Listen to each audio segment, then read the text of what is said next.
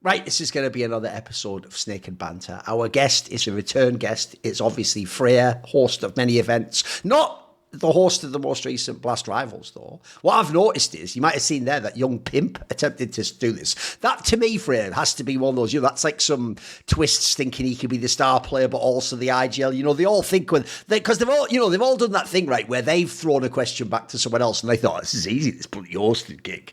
And then they all think they can do it. But all I'll say is this, you're not at that level yet, pimp. Listen, so go back to your room, cycle 100 kilometres, tell us all about it, then write 2 Instagram posts about the time you used to be fat, and then pictures of you, that one picture of you from the side, and then the picture of you where you look really gaunt and all withered. Oh, sorry, recent picture. And then go back down and learn how to be the best, because you're not there yet, Pip. You were all right, though. I'll tell you what, I'll give him the olive branch. He was all right, actually. I was expecting it to be worse, probably. Yeah, and don't forget, he's got to remind you that he was on Team Liquid. Oh, my bad. I forgot one of them. See, the joke is, even I lost part of the law. To be fair, that part actually does work. He's like one of those video game characters that just tells you his whole history when you meet him, like in a tavern somewhere. Like, I am Pimp. I used to be on Team Liquid. I was also in a team with Dupree. He always has so many pieces of trivia. And actually, my favourite one, you know what my actual favourite one is? Because the sad thing about this one is it's actually a pretty good piece of lore from Pimp. But because he is so old school, like he was only really playing at the beginning of CSGO, too many fans don't actually know his career. So he'll often say stuff like, if he's complimenting like Elise, he'll be like, Elise is the best player I ever played with. And I've actually told him, mate, that's actually a pretty banger line, because you have played with like Dupree and fucking like, that's some config, some really good play. The problem is no one knows, mate. They all think he just played like at the end of Team Liquid or something, mate. So they don't know that that's actually a compliment. They're just like, who the fuck are you? And I always tell him, he hates that people like think he's like bad at the game. I did do a video where I did try to explain once. He actually, unironically, of all the talent that actually are pro, like not obviously people like Dupree who've done it one time, the people who actually are the real analysts who used to be pro, he's actually technically was the best pro of them all. I always tell him that. You actually were number one, Pip. As long as like Lurpus or something from 1.6 isn't doing it, you actually were technically the best. We all know the Sponge, like the joke about Sponges, even he just have one map in his career he tells us about all the time. That's real. That's not even a joke. Yeah.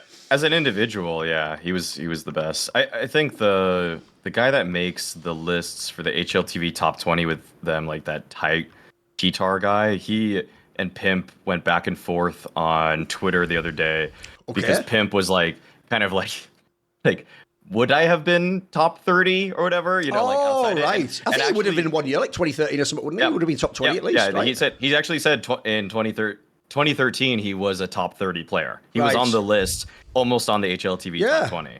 No, whatever. Here's the thing, though. We've all just done it. We've all just done this now to make it not sound as bad. I roasted him at the beginning. The roast still stands, Pim. The roast still stands. Because, like Snacks, listen, if we're talking about Snacks, the all-star player, love it, mate. Love talking about some Snacks. If you're talking about Snacks, the IGL, well, don't get your feelings hurt. It's a different role, innit, mate? So all I'm saying, Pim, is go back over the other side of the desk. Well done. Top expert. If you're trying to take Freya's job, why John Ekin, mate? It's his love language, though. Like, it is in a way, though. Yeah. But ironically, he would actually love this segment, and the fact that it's lasted like 3 minutes as well. And even though he's not even going to be in the rest of the segment, is he? So whatever. Let's get on with the episode. So Freya, what is good at the moment in CS? I think what's good at the moment is obviously, like you guys have talked about, like the state of the top teams in Counter-Strike already. But I think the fact that we're on the precipice of another era after kind of being quite a while without it, but it's also going to be, in my opinion, like a super competitive era if that does so come about, right? Like it kind of, for me, is reminiscent of the Astralis / Liquids times, but maybe arguably even more competitive than that, right? So with Vitality, I think he said when you guys were interviewing Apex on the desk at Blast Rivals, right, Maui? You guys kind of posed a question like, is this an era?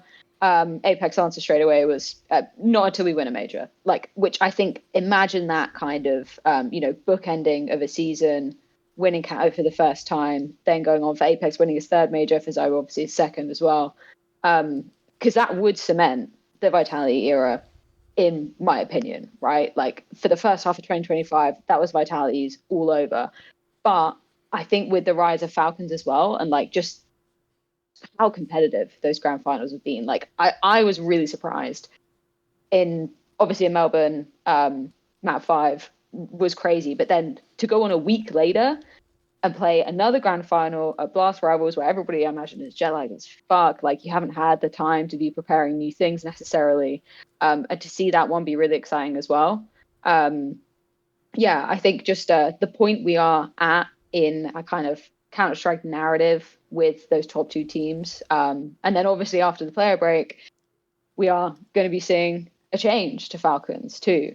So I think that's just going to make for like a super, like a really hyper competitive period within CS, and one that just makes things like super exciting, right? Eras make things neater for narrative purposes, which is always nice to just cleanly delineate between the Astralis era, the Swedish era, whatever era, like the LGSK era, if you want to give them that. You know, like if you want to break apart Counter-Strike, it also helps with storytelling and even tactical storytelling. It's pretty interesting. I find I was trying to describe or think about Apex's style recently.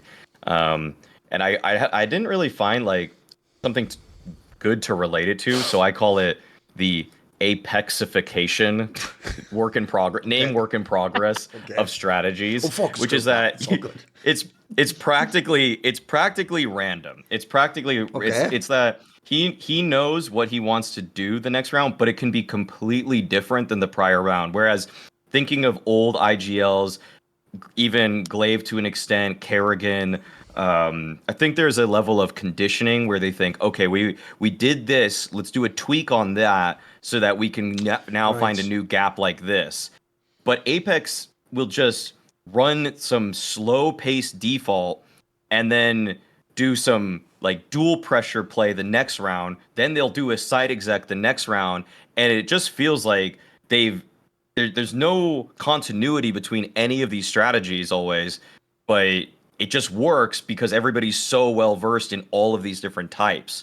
It's kind of like a flattening of style where with LGS, it's kind of like this. If LGSK back in the day, they would always do this like map control. They're trying to get Coldzera or Fur into like this lodged in point, and then other players would move back around and they try to split the bomb site together, right? But if they went and just like tried rushing 3 times in a row, you'd just be like, what the hell? And they probably wouldn't even be good at it. But the thing is that these players are so modernized now that they can just run any strat that Apex has in the book, and they do it just fine. Like even Navi is guilty of this. If Navi, and I'm even referring to the Navi that's around right now, like they have their particular way that they want to run Mirage mid map control. But if they just try to switch to a really fast sight hit, it's good, but it's not quite as good as their bread and butter play. But in a funny way with Apex, I don't really think there's a signature call that his teams always want to go to because they just do everything really well. There's so many different ways that he can make a round work for them that it's like whatever him and X are doing probably is predicated on having very experienced players that can play a variety of different styles. But that's kind of my tangential point here because that for me the era conversation is it's not one until he gets a major, which he admitted himself, as you said, but also I also love that it's so competitive. Like Falcons are clearly a very good team. Maus are clearly a very good team. Spirit, having just won the last major, are still a top 4 team. So it's when we look back, this is going to be one of the times where people usually have rose-tinted glasses about how competitive eras are because they kind of remember, oh, this team was good, but it's like, no, actually, all 4 of these teams are extremely good right now. They're all playing very good CS, some of them better than others, of course, but for Vitality to potentially capture an era in this day and age if it happens, it's going to be one of the best ever. By the way, I do think, like, at this point, it's not exactly a fucking hot take, is it? But it does look like the era is going to happen. It's why, actually, the major part is the most interesting part, though, because as Team Liquid will tell you, that is obviously the event where no one can really guarantee they win a major. I actually looked this up way back in the day when Team Liquid was doing their, like, Grand Slam run, because obviously if they'd have won that major, it would have sort of capped their era and would have been, like, the high point. And the maddest thing was, first of all, before Vitality, they were, like, the most likely team to have the era, because essentially, going into a major, like, if you've won all the events, obviously you're the number one favourite. And I can tell you, it's actually not that often that the number one favourite wins the major. It was only something like, when I looked it up like a few years back, it was only something like a third of the time, like the number one favourite actually wins the tournament, because obviously think of the stakes when you reach the playoffs. It's only a BO3 in the final. Like the stage environment can have a component, So I actually think the problem is you can't essentially say, even though right now they don't even lose a series, you can't go like they'll definitely get the era, because essentially what I'm saying there is there's no such thing as a definite era, unfortunately. So it's going to be fascinating, because I will say the most interesting thing is when people are in win streaks like this, or it doesn't even have to be a win streak. It's like I said on a past episode, if you ever see on that win streak graphic, the most subtle part is the Astralis part, because you look at Astralis and go, oh, that's a shame. They never even got close to this record. They are on there 4 times in like the top 8 in the 2 years span. So what that means is, they didn't ever do one giant streak. They were like, oh, sorry, did I just lose one game? Guess I'll just win another 13 in a row. Oh, did I lose one? Just I'll win another 30. That's in some ways even more insane, because essentially the craziest part is this. When someone is winning, like think about when Liquid was, you forget that when they stopped, they never won another tournament for years after that. Like the real problem is when you're in the flow of winning, it looks so obvious you'll never be stopped. But the moment you do get beaten, or in this case, if like a Falcons gets another player and supersedes them, or look, we don't yet even know what's going to happen with people like Maus. Maybe Maus hasn't even hit their peak yet. Maybe Roland gets better as an IGL in 3 months from now. Maybe Spirit makes a roster move. Maybe Na'Vi. There's all these things that can happen that can change it. So the thing is, in some ways, this is actually the most exciting part of the era, because will it even happen? Maybe it'll just get denied last minute. Like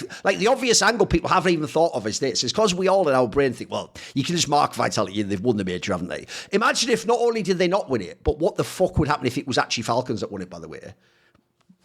Before even a roster move, maybe. Like, that's where it gets spicy, because then it changed the whole discussion. Right? I'm with you, though, because I actually think one of the most underrated things about this era, if it ends up being one, is actually how competitive it is for it. I actually think the sad thing is people see the win streak and they see that Vitality wins every event, and they're trying to make it. That's why people keep doing that reference to NIP. They're trying to make it like, it's just because everyone sucks, isn't it? It's like, bro, the last 3 major best of 5s they played went all 5 maps. Like, look, true, I will say, even when they go 5 maps, I think, aside from the one where they almost lost on Nuke, the craziest thing about most of the BO5s is, even though they're 3-2, most of the maps they win, they just win like 13-6 or whatever. It's actually bonkers, like the margin of victory. But I actually think that's the most underrated part. Like, first of all, even though on these shows, to be fair, because they haven't won events because of Vitality, we do spend all day trying to make moves for like Spirit and stuff like that. At the same time, Spirit on their own are the major fucking champions, like the reigning world champions. And the Maus team, can everyone please stop acting like that's just some average team? That's a really good fucking team. It's just because Vitality that cannot be beaten that they haven't won a tournament by now, like a non-PGL one. So I think when you actually look at the field, and Falcons obviously now is already cooking. They've already had the line up a few events. So I actually think the level that they're having to play at's really good. If anything, they've been tested a few times. But actually,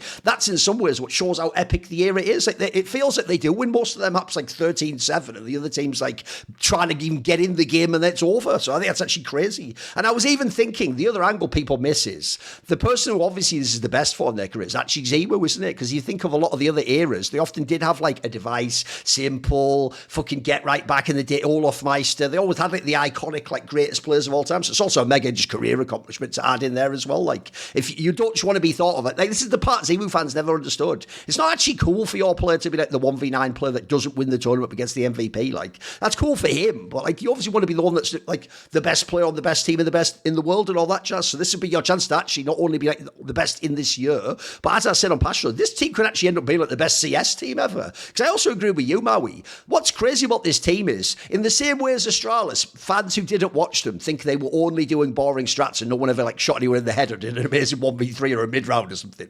People are going to sadly think of Vitality and think it was just a DM the whole time. That's why they don't give Apex the credit, mate. They think Zimu runs in there, shoots everyone. Flames goes after, like, and at the end, Drops wins the clutch and Apex goes like, well done. Like, he's actually doing a really good job as an IGL too. I actually think it's both layers because, mate, that's the other thing. There are games they have where they don't always start with a crazy front-running lead and all that. And I've seen them actually do, like, nice tactical switch-ups. Like, by the way, they're actually pretty good. I'll even give X-Stars, they've done a pretty good job with timeouts too. Like, they're actually, in general, they are hitting all the metrics you want an elite, like, all-time great team to do. So I think it's cool because I hope they do complete the era for narrative purposes. And then also, So because they've got all these records, you can then do the actual pretty cool thing, which you've had years before we could do this. So you can actually contrast it against the best teams of all time. If people then want to do that Astralis discussion, Fnatic back in the day, you can actually do it. It'll be a valid discussion. Even though hopefully we don't have like the old Bobsky thing of like, you know that team that was good when I was 5? I don't think they were that good. It's like, shut the fuck up, Bobsky. You were playing with Digimon, you fuck. Sadly, that's a dated reference from me. You'd actually have to be about 25 to play Digimon. Whatever. You get the point. Whatever kids played with in his day. Fortnite or something. Bobsky, whatever.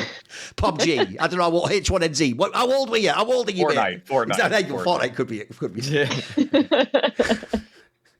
No, I totally I really agree with your point about Apex, and it's something that I think we discussed, Maui, was it Blast Lisbon, when we were doing like the kind of rankings of in-game leaders, or like at least a discussion about it, where we kind of said at the end of 2024 you had the chance to like vote on the HLTV panel awards, and obviously in-game leader of the year was up there, and you had a really good point in one of your discussions about like Apex just being one of the in-game leaders that doesn't have that secondary calling voice. Yeah, true. Right? Like, true. He's really having to do a lot of this stuff on his own. I don't know how much that changed now. Obviously, Robs is in the mix.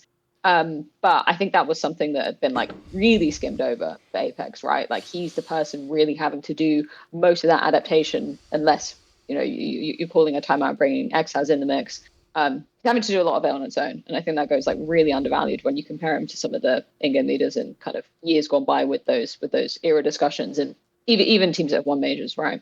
Oh, by the way, as well, one last thing to say, mate. Even though people might actually think you're like being mildly rude by saying like Apexification is like randomization of the strat book, that's actually, by the way, underratedly really hard to do, because I'll tell you what, as Apex himself said in that Spinks lineup, and most people I know who've coached the IGL teams or LGL'd them, like the Ences of the world, the FaZe, they normally say actually you have to make the round a bit more simple, a bit more up-tempo, because you've got all these international players. You don't have like 5 Danish players who have like a shorthand and you can go through all. So I actually think it's actually underrated that essentially he can call a million different players and they can execute them all, mate. That's actually really fucking hard to get your players to be able to do. Like, if you think about it, conditioning helps your team too, because you go, right, run the same base 3 times in a row, and then I do this one thing differently this time. That's easy to tweak and go, right, remember this time. Like, if you're actually calling like a real, just pure, like, strat, like, from like another page of the book, as it were, that's actually hard to execute. And I think in general, that's another underrated detail, mate. This team doesn't just do some, like, fucking loosey-goosey, lol, we're an international team. They do like real fucking like actual tactical play where like take an area, you hold it, like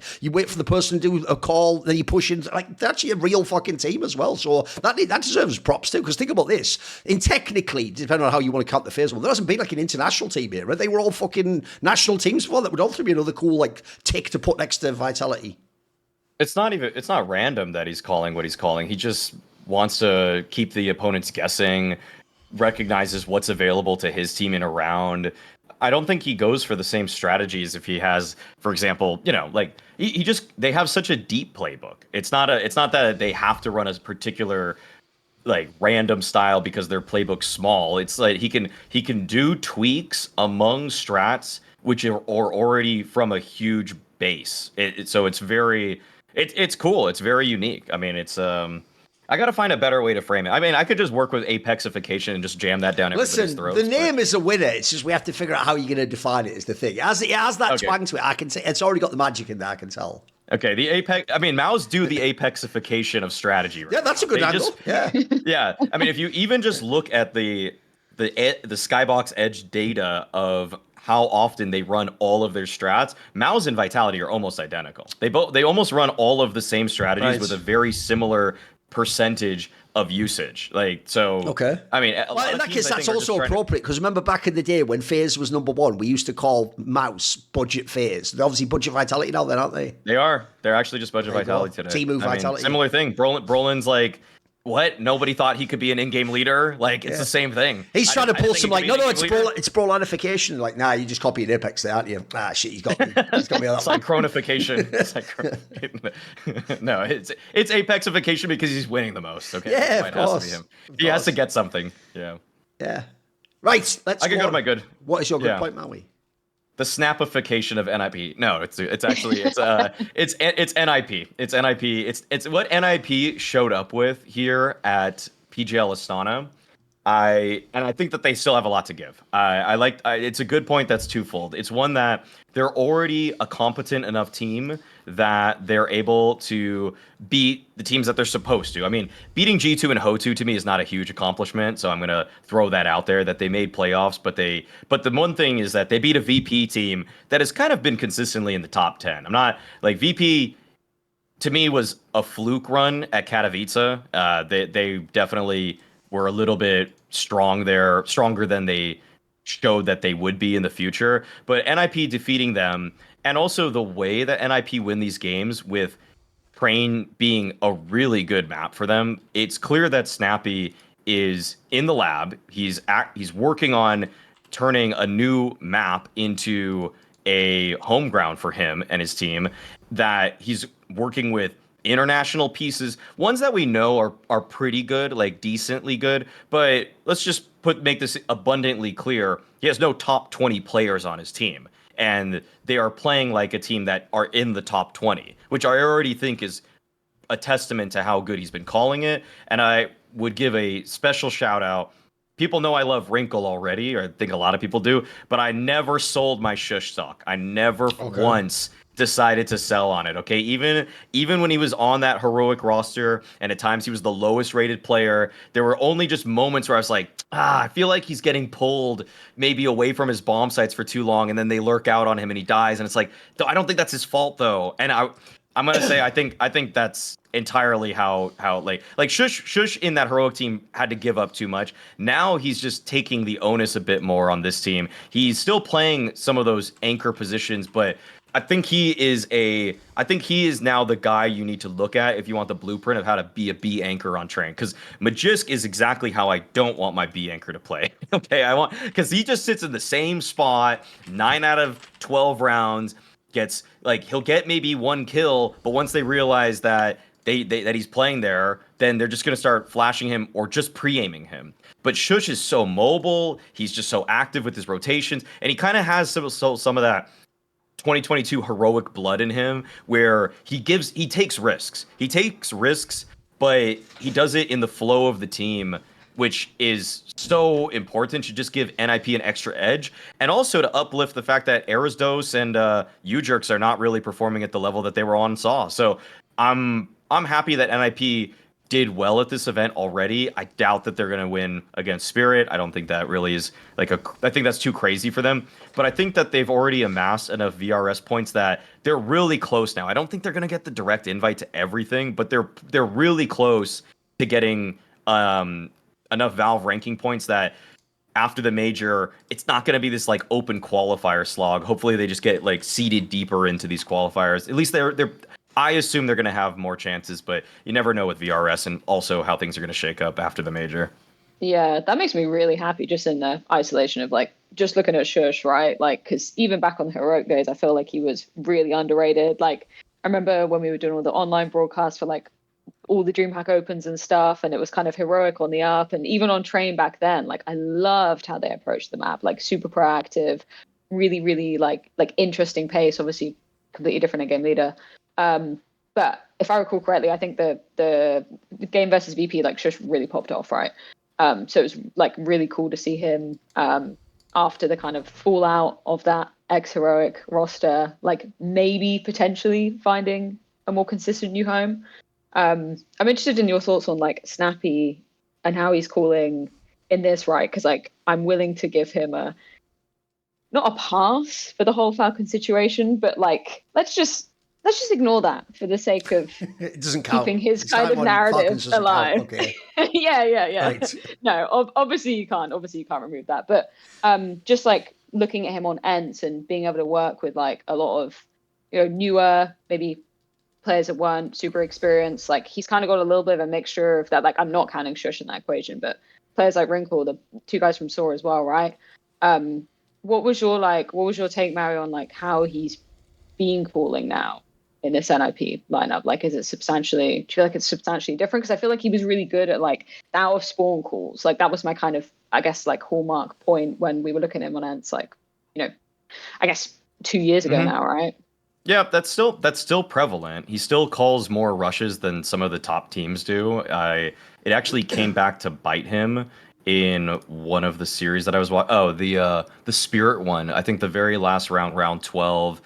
I remember the round because it was one we brought up for a highlight in the post game segment. It was everything was going really well. They could have won the half 8-4 T-side train versus Spirit, or maybe it was the other way around, 5-7 or whatever it was. But they had a really solid half, and then they just went for a full-blown rush against a half buy from Spirit, and that was like, that's like the part I don't like about Snappy all the time. I would really like just like slow it down. This is a round to just take map control cleanly, don't cut corners, but he wanted to go a little fast. But it also works really well. I mean, I can't complain about it too much because I think his team's B exec is extremely good.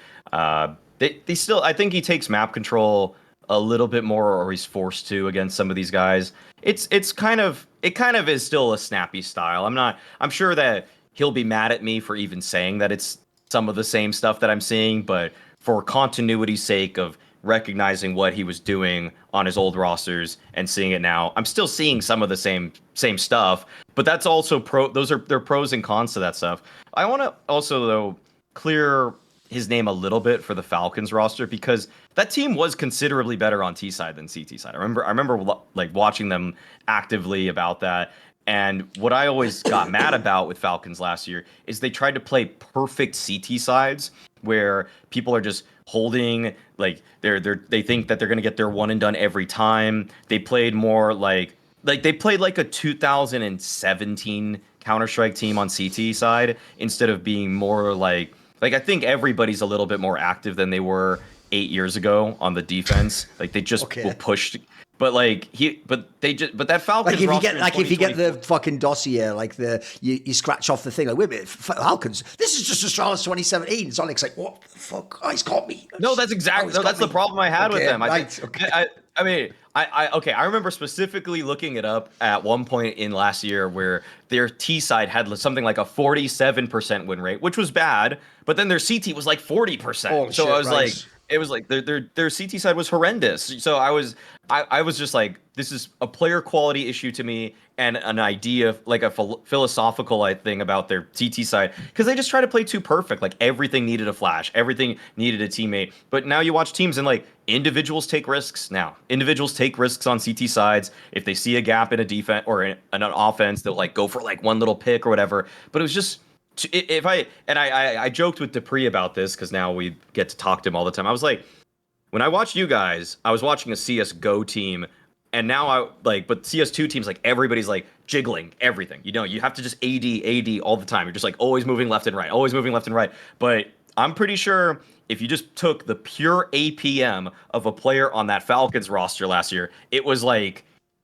70% of what any team that has an average age of under 25 was. Okay, they're pressing less keys on their keyboard than anybody else in the top 20. Okay. I like the way you've done that as your version of like in football where they like track how much people run and like the work rate. You found your own CS version of that to like diss them. Like, they're standing still, look at them. You ain't bloody doing anything. Get fucking out there on the map. Like, I love this. Maui, the fucking coach. This is the way you should come in. You should do a skit with yours on it. Like, it's more like knees up, lads. Come on. 2 rounds. I mean, I almost just bring it up because it's just like thinking of like MOBAs or RTS games where you just need higher APM. Like MOBAs is a bit more debatable, but you don't want a guy with like if you have a guy with 90 APM on your MOBA game, that dude is a bot. But it's weird. I know what you mean. As in, like, if you think about in Astralis when they did just have like amazing like CT setups and like crossfires and people push it is true. Back then, obviously, CS:GO was the angle holding game in comparison to CS2. The joke is, if people don't know, by the way, I'll just say this once and for all, it'll tilt me if I don't, which is compared to 1.6, CS:GO's the stupid, what the hell, everyone's just peeking around corners. Like, but the difference is, it's more like 1.6 was really angle holding, CS:GO's in the middle, and then CS2 was outrageously for the people peeking in. So it is true, if people don't know, one of the reasons you don't actually see pros complain that much about all the jiggle peeky is, the joke is now the meta is the CT does it too. And like, if anything, the CT tries to peek on you as a CT, as your, like, obviously the example is like Banana on Inferno. They peek on you now, mate, whereas before they used to just sit on that corner the whole time. So it is sort of true, I will say that. And I do think in that sense, like, the real problem with the Falcons is they had so many other problems and like things like that I think they just wasted all their fucking time on the roster and what's going on with this player and does the ARPA work. And I think they just had a million things they were trying to fix all at once. No, by the way, on the NIP one, I'm with you. I actually do think one of the saddest things this year is that it's not until now that we're even getting to talk about NIP. The only time NIP came up this whole year was people saying stuff like, lol, they just failed another online thing, or they just won like 17 CCTs in a row, but it was the 18th one would have got them the invite to the LAN, like, which, by the way, is some like crazy like karma for fucking Snappy. Because remember, in Ents, he was the guy every single Blast circuit. Like, why is Blast a qualifier into a qualifier into a qualifier into a qualifier? Then you get through a qualifier. If you win that qualifier, then you get to be in the same spot MIPR is in last place. Like, he used to find that. So then he went and got the bag, got fucking nothing from it except the bag. And then now he's back in the same scenario where he has to win 1 million online qualifiers. And remember, then they had that thing where even though everyone made fun of them because they failed it, they did that thing where they had the Jax lineup to like game the VRS system a tiny bit to get some. But the worst thing about that was, I actually think if you look in totality at what NIP tried to do with their lineup, I said this on a Feed the Trolls episode at the beginning when they first made the roster, I actually sort of fuck with it because we all made fun of teams like Falcons and the Heroics where all you do is you just buy another 3-command core, don't you? So Heroic bought the Sangal one when theirs got bought by Falcons, right? You just buy another core and then you cynically, like Heroic did, you don't plan on using all 3 players, same as in NIP they weren't going to eventually, right? But here's the difference. NIP actually tried the old method of just building a roster. They just picked players they thought would be good based on what money they had. And if this had been the old circuit where you could have gone straight to a LAN, maybe they would have done this 2 months ago, but they didn't even get the chance to because they had to use the scuffed Jax lineup online, which then could never qualify, and so they could never get to these LANs. So the sad thing is, I actually always thought this roster looked all right. I will say it's nothing crazy. Like, obviously the main problem, as you pointed out, Maui, is so far both the Portuguese players haven't really sort of like delivered what you'd hope. Like, if people forget, in So I thought the Udrix guy actually was good. He actually did look like he had it. The Aristose guy, he was a bit whatever. He's all right. I don't hate that move in the sense of like, I don't always think in terms of complete rosters now, mate. For me, you can keep the core of this roster. You can just get another player. I think of that way, you know. So as long as the core's there, and I do think the core is there. It's just the difference is it's not the traditional core of like star players. Like the core of this team would be the aforementioned players you mentioned. Snappy the IGL, Wrinkle the ARPA, and then Shush like the supportive element or something. And the key thing is, by the way, and I've always pointed this out, mate, if the 2 players I have to recruit for are just traditional rifle core players, those are the most abundant in all of Counter-Strike for an international roster. Like, that's why I actually thought the Portuguese player pickups were genius. If one of them works out, you keep that guy. If neither of them do, by the way, you can just replace these players. There's plenty of Danish players, and there's 1 million, it's an international squad. The key thing for me in this team is the 2 parts is you need one, Snappy to actually get respect again as an IGL, because then you can potentially get people to join, or by the way, one day maybe he can even be in a G2 or something. I actually do think he's already showing that. I think actually when this NIP has some decent results,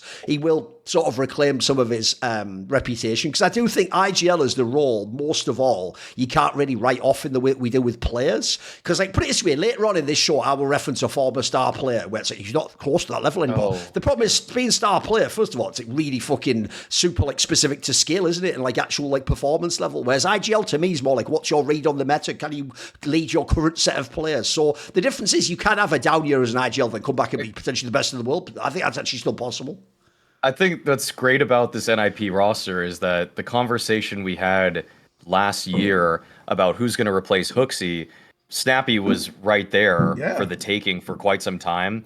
And now Snappy just proved to everybody that that conversation should still be going on as a Snacks replacement, because even in just the style, like Snacks calls so many rushes and almost like, for my money, for my taste, too many rushes, too many set pieces, you know, like, but Snappy does it with a blend of going in and out of mid rounding and knowing when to change things and everything. He's like he really is like a refined version of Snacks. And I never thought I'd ever say that in any context 3 years ago. Doesn't even seem to make sense, but here we are where Snacks is just still trying to be an IGL, and Snappy still showing that he actually is. And by the way, I actually think the Wrinkle angle is really interesting because, one, if you ever watch him play, I actually don't think he's actually going to be like the true superstar ARPA, as in the one who puts up the crazy like statistical numbers. To me, that player is more like a HooXi type ARPA, where it's like it's the impact they have in the round is what's baller, though. They go for the fucking really hard shots, or they go for the swag shots, and like as a result, like I've always thought, like HooXi doesn't do like even Shiro numbers, mate. But the difference is he'll like might win you like 3 rounds rounds in the game just himself by going for some super ballsy 1v1 or something crazy. So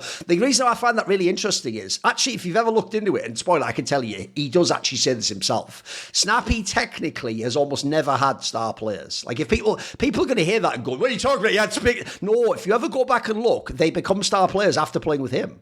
Like, he doesn't get them when they're... That's why the biggest karma of all, like, sadly, for choosing to leave Ents, was that he was going to do it to get Nico, then he didn't get Nico. And then the second they kicked him, they got Nico, which is like... That's what the universe is like, listen, mate, you can't cheat this game. You're just who you are in this character. You stick to your role, like me with telling Pimp earlier on. But basically, you stick in your role where you're okay. You're the guy who brings up the talents, and then they take the talents from you, and they win with the talents, okay? So, sad, he's back in that same spot with Wrinkle again. But I'll tell you what, if you wanted to pick an IGL to give a player like that, first of all, room to be that sort of player, this is the right IGL. Secondly, the right sort of up-tempo team. And then thirdly, I actually think with a player like this, you need a good IGL as well. They're not just going to win the game on their own. You need to put them in the right positions and guide them, etc. So, by the way, I'm a fan of this team. I already thought Shush was like slightly overqualified to be on this team anyway. I was kind of shocked. By the way, that's actually the part I was low-key shocked by, except I'm not. Like, if you want to really know how much Magisk on Falcons is just living off like CS royalty and the name Magisk TM, and we're all in our brain thinking of Astralis and Vital. Here's how you know. Because, mate, if anyone deserved to get kicked from that team, it was probably Magisk and Shush come from Heroic, not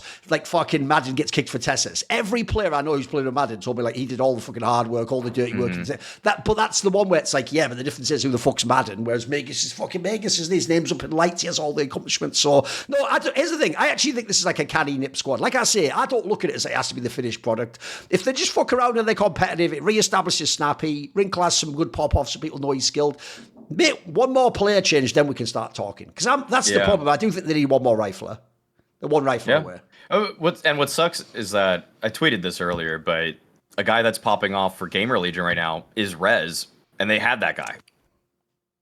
They just had that guy, and but he just was never in a good team. If Rez was here for you, Jerks, this team would kind of bang. Yeah, this team would actually be pretty sick right now. So. It sucks, but that is, NIP is always going to NIP a little bit, I suppose. Okay. Right, let's go on. So on my good point, what's funny is people are going to think this is some, like, Richard having to be nice on the fucking desk in that moment. It's not. If you ever go back in time, you've all done the same thing you're doing to Maui now, where you tell him that other people's opinions were his. But the worst thing is, it's one thing if you say mine are, at least we're on the same show quite often, right? This, even though, by the way, we disagree quite a lot on Hot Take Point made. But the point is, no one ever even had this take. Like, I actually think HooXi on Astralis is just a good. There's no downside to it. It's just good, mate. Like, and by the way, he even did that bullshit thing, which will never hold, which has even had a couple of top frag performances, which doesn't make any sense, by the way. He is actually, to the eye test, even in those games, a fucking trash can player who's in no universe ever going to actually... So don't even start me on, like, he's a fucking IGL. He's just an IGL. Just leave it at that. You know what? I'll give him that. He's an IGL. My problem always, and I have always said this, was it wasn't even, by the way, the idea he couldn't be the IGL of G2.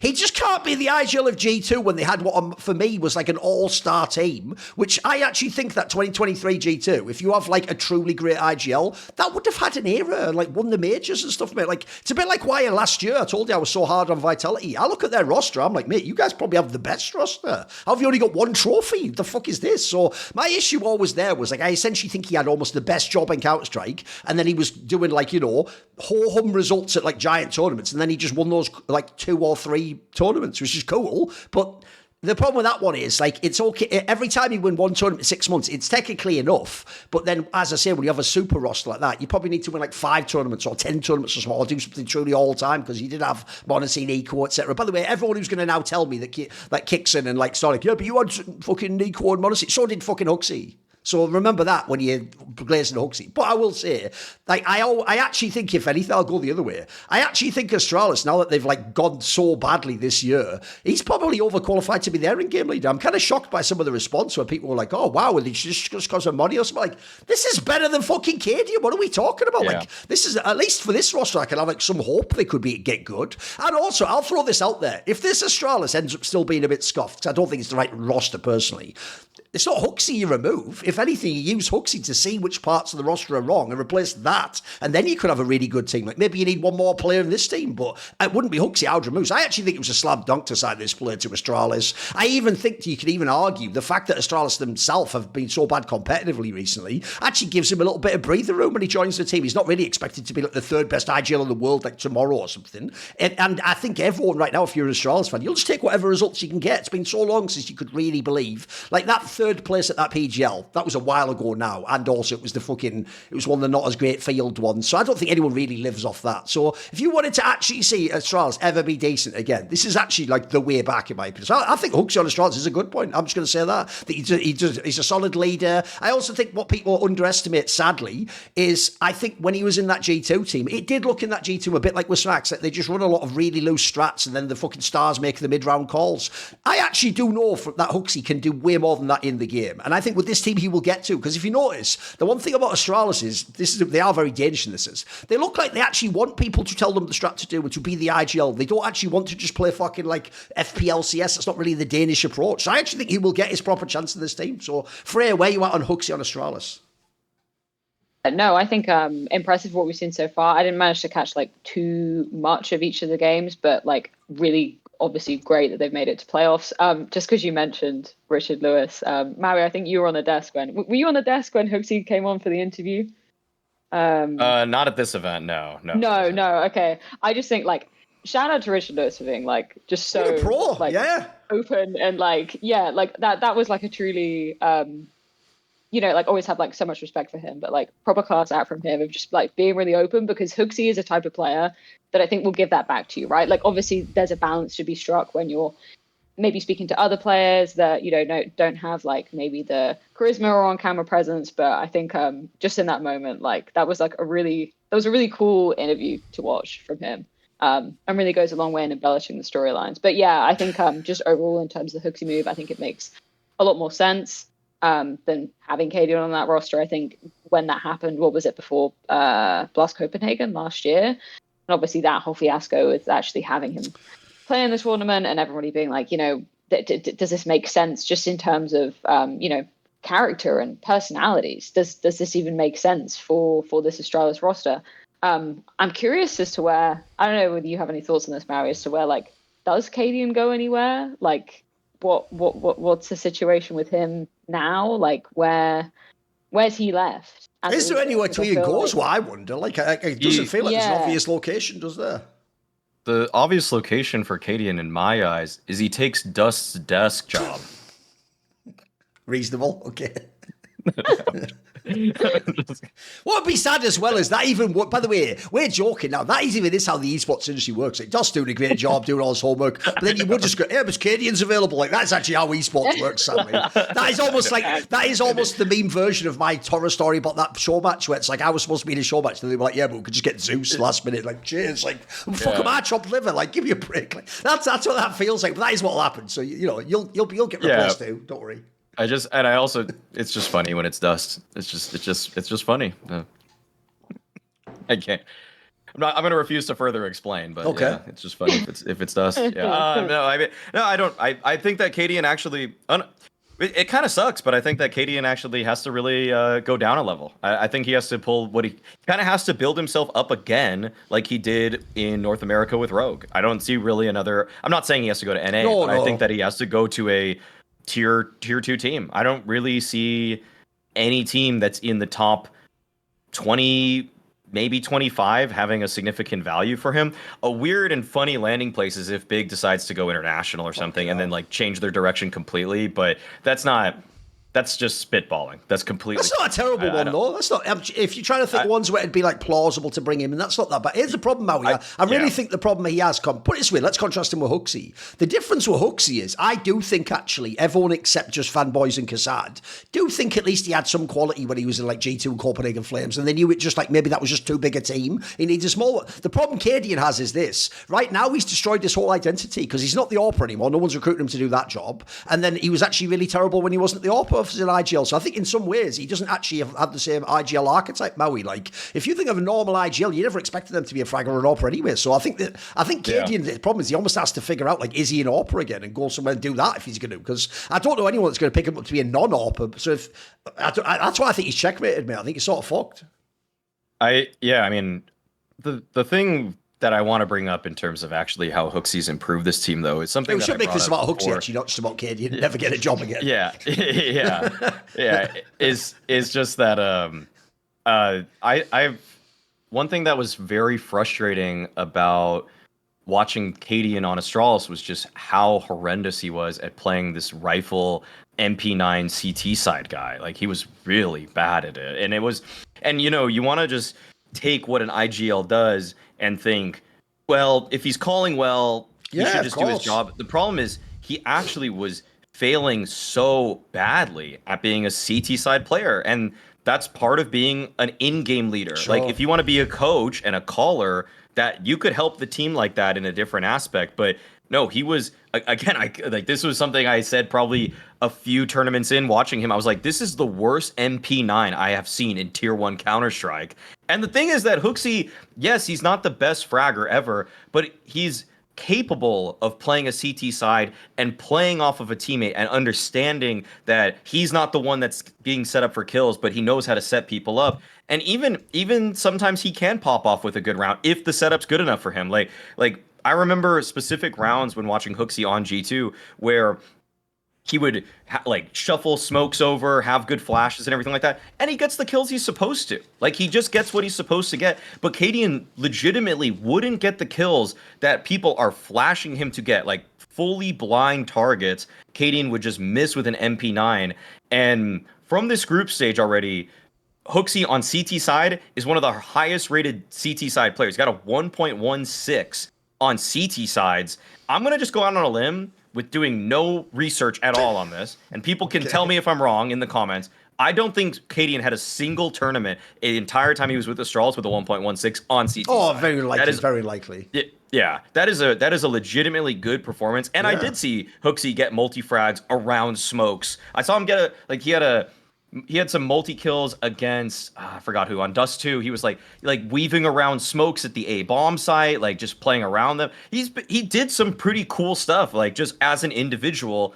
And I was like, wow, that's already better than I've ever seen Cadian do. So eye test wise, checks out. T side, I'm not really too sure if he's actually doing a much better job yet, but I know that he was only practiced them for a week.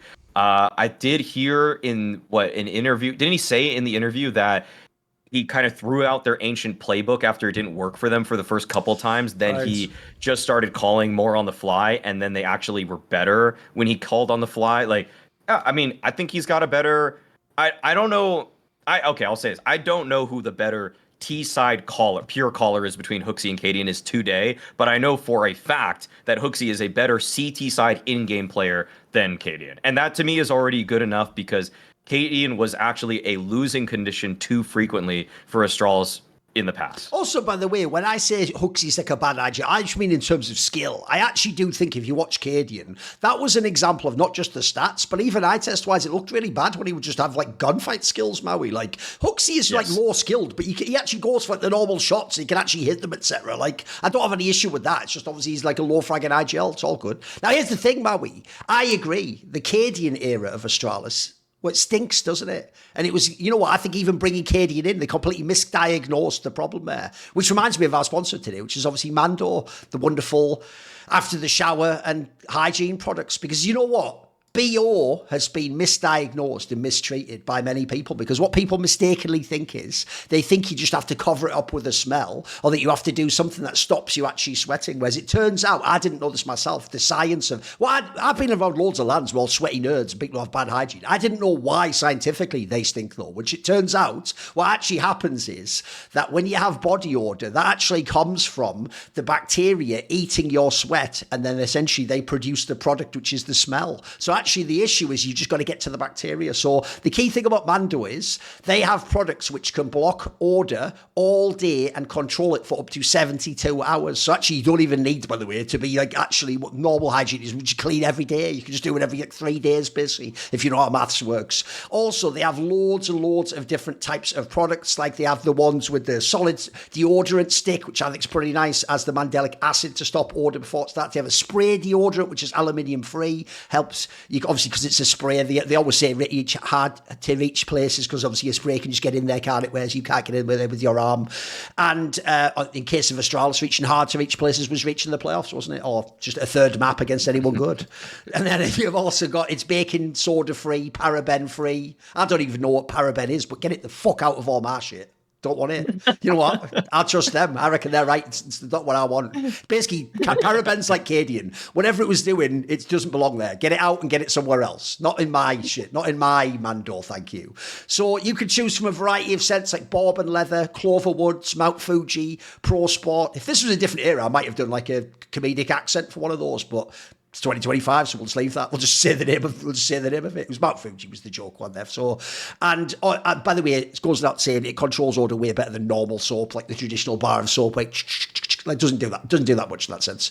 So you can get the Mando starter pack, which is perfect for new customers. It comes with the aforementioned solid stick deodorant. It comes with a cream tube deodorant, which is the one that Maui always likes. You also get 2 free products of your choice. Like, for example, you could choose deodorant wipes. By the way, for gamers, those are actually mega. Just get some, put them next to your PC. Then if you're ever gaming for like 12 hours or it's hot outside like now and you've just got the window cracked, just rub that a little bit, because you're probably not going to go and have a shower between games, are you? I mean, half of you won't even look up a fucking guide of how to actually play the game between rounds or smoke or something. You fuck. How many of you are playing Mirage where you're like, anyone know the smoke from it? It's not 2013, you fuck. It's 2025, you still don't know it. So clean up your act with Mando and go to, oh yeah, by the way, the special deal for the special offer for our listeners is you get $5 off a starter pack with our exclusive code CS2. It's on the screen. That equates to over 40% off your starter pack. Use the code CS2 at shopmando.com, shopmando.com. Please support our show and tell them that we sent you. And then Maui might actually get some chicken scratch and not just have to answer questions from Pimp at a future event. Maybe Freya can talk to him and then they can have some world-class back and forth. Oh yeah, I mean, just shout out, Mando. Yeah. I mean, it's the only deodorant I use nowadays, and the wipes also make a lot of sense for if you are, because I've started doing this. I go to the gym, but then it's like, oh, I want to run some groceries right after, but I don't want to take a shower right there. I just want to clean up the little bar. You know, it's like, okay, like my gym is close to my grocery store. And I don't want to have to like go take a shower. Like I'm just doing a little jaunt to the grocery store, but I don't want to smell, and I don't want to take the whole time to go to the shower. So it's like it's the perfect in between. It's the perfect in between of just like wipe down what you need to. So you can make it. Some fan needs to come in the comments now and be like, "It's true, you know. I actually ran into Maui. I could tell he hadn't showered, but he didn't smell at all. His body odor was completely under control." Like someone should just do that. I might do it as a fake account or something. Just put the comment in there. Yeah, get one of Richard's burners and just do it. Okay. Also, by the way, I will just throw this out there. Shout out to Richard for using the obvious angle that you do use if you're in an awkward scenario. That's essentially how Maui gets to operate in the industry. Freya. His whole thing is if someone goes like, "I heard that thing he said," he can go, "No, that was Thorin who said that." I just sort of like agreed a little bit. Richard also just did the thing where you just offer Kassad as like a sacrificial offering, like, yeah, but let's both agree, fuck Kassad, right? Yeah, oh, we've bonded over something, thank you. Yes, like it's like Richard Lewis in like HooXi, fuck Kassad. Like, I appreciate that angle. You got to find someone who's worse than you, basically. That's the angle in it. Like the common enemy. Exactly. Right, let's move on then. Obviously, it's appropriate. Let's move to the bad section. So, Freya, what is bad in CS at the moment? So I was watching, obviously, your episode where you talked about the fact that the major grand final is the only grand final, it seems, in all of Counter-Strike that isn't a best of 5. Yes. And it got me thinking about just the current state of, like, how the ecosystem is kind of treated in terms of maps, right? So obviously we've had the map cycle of Vertigo out, Train in, maybe kind of one of the maps that people weren't saying should be coming in, but just the fact that there's not like a consistent framework or a consistent structure from Valve of saying, right, you know, once every season or twice every season, we're going to change out maps. Twice, I think would be too much. But just having that consistent point where, okay, the maps will be changing after this point moving forward. Because I was chatting to think it must have been Ian Chambers back in Academies, and he obviously does a lot of Rainbow Six. Okay. Is he a guy who's like a host or something, right? He's a host for Call of Duty and stuff, right? Yeah. He does loads of different games. Right. So he has quite a good like cross section of what goes on in different ecosystems. Obviously, there are some blessings we have from Valve being kind of hands off. I feel like it gives us a little bit more freedom and stuff.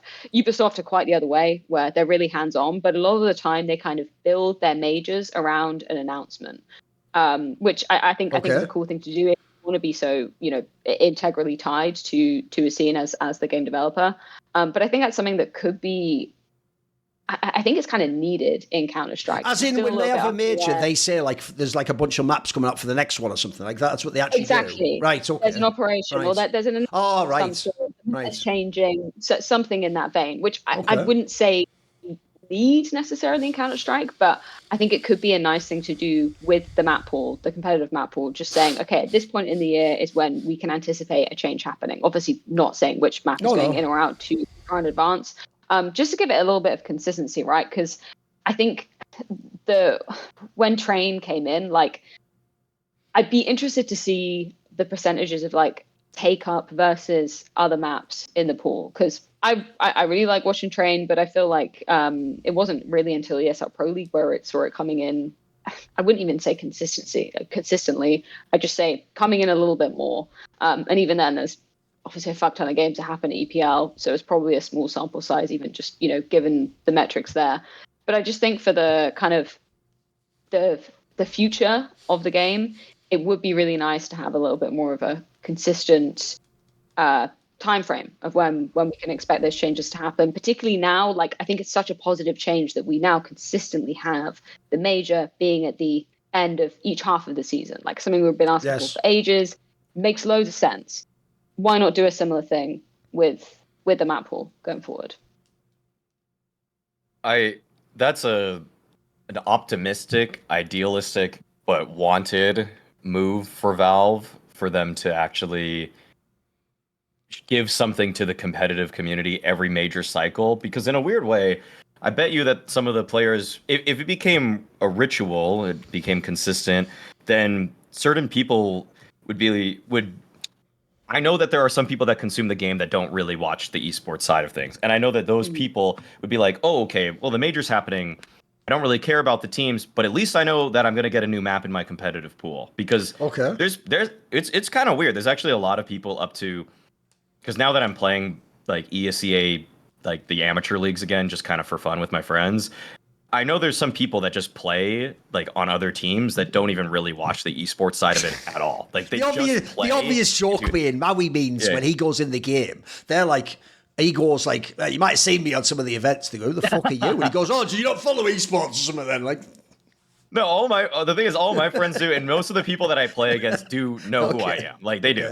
There's a gold star next to my name on Faceit. Like, fair enough. It's like the golden check mark. Or whatever. All right. So they will look me up. Okay. But very, very like the golden verification. No, I don't mean that. I just mean that it would give the competitive player who doesn't even care about the esport something to look forward to in like the premier map pool or the competitive map pool. And I even just want to take one little piece of what you said, Freya, about how they should just introduce anything about the game there, because another side of the player base are people that don't play the game. They only watch the esport, but they need a reason to open the game again. And if they even just use the major as a low advertisement for a new operation, like you said, or a new, I don't even care, like a case. Like it could even just be, hey, the major's coming out, but there's a case, and it's like, we're going to roll this out. It could be anything, like anything at all. Just integrating game development with the major cycle, that would just be so welcome, because as it stands, I don't know when anything's going to come out. I don't know when they're going to change the map pool next. It basically feels like we as a community have to get to a breaking point of 90% have to say, fuck this map. And then the Valve will finally say, all right, enough's enough. We've heard you. It's like, how did you not hear the 80% of us for the last 4 years?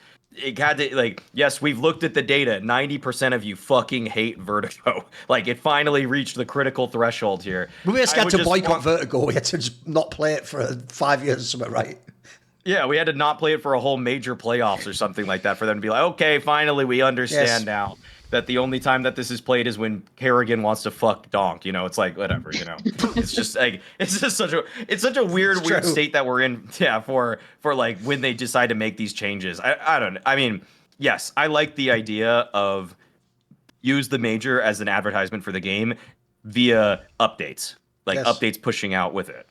And also, I'll just throw this out there. Of all the times to ever remove Vertigo, you did it when Complexity was the only map they could play. What, are you not fucking Patriots? Do you hate America or something? I thought you were fucking American company. That was the one thing they had got. They even lost the leash after that, you fucking rats. You've taken everything from them. This is as bad as when you buy power back in the day. Right, no, the thing I would say is, I actually do agree, by the way, because one thing that's actually an example of why this isn't just a pure pipe dream like Maui's suggesting, is actually what they did with the majors, Freya, because that was an idea that people spitballed, I'm being serious, like half a decade ago, was like, wait a minute, why don't we just do it, essentially? Like, the problem in Counter-Strike always was, you can't have it be like a whole year. Like in League of Legends, the season is just the whole time you play. It's like the beginning of the year till the Worlds, and then you have like a small, like a month and a half off season, basically. But like the season is just one big entity. The obvious genius in Counter-Strike is, because we have multiple majors, have it be 2 seasons. And I think that works really well. Think about how easily now and streamlined the schedule is, like you're saying. You know that the season ends on a major, and then after that you have a player break, and then we start the next season. It actually makes all the transfers make sense, because that window's coming up. By the way, we didn't even go that deep on that, but as you referenced, that's another thing for the Vitality one.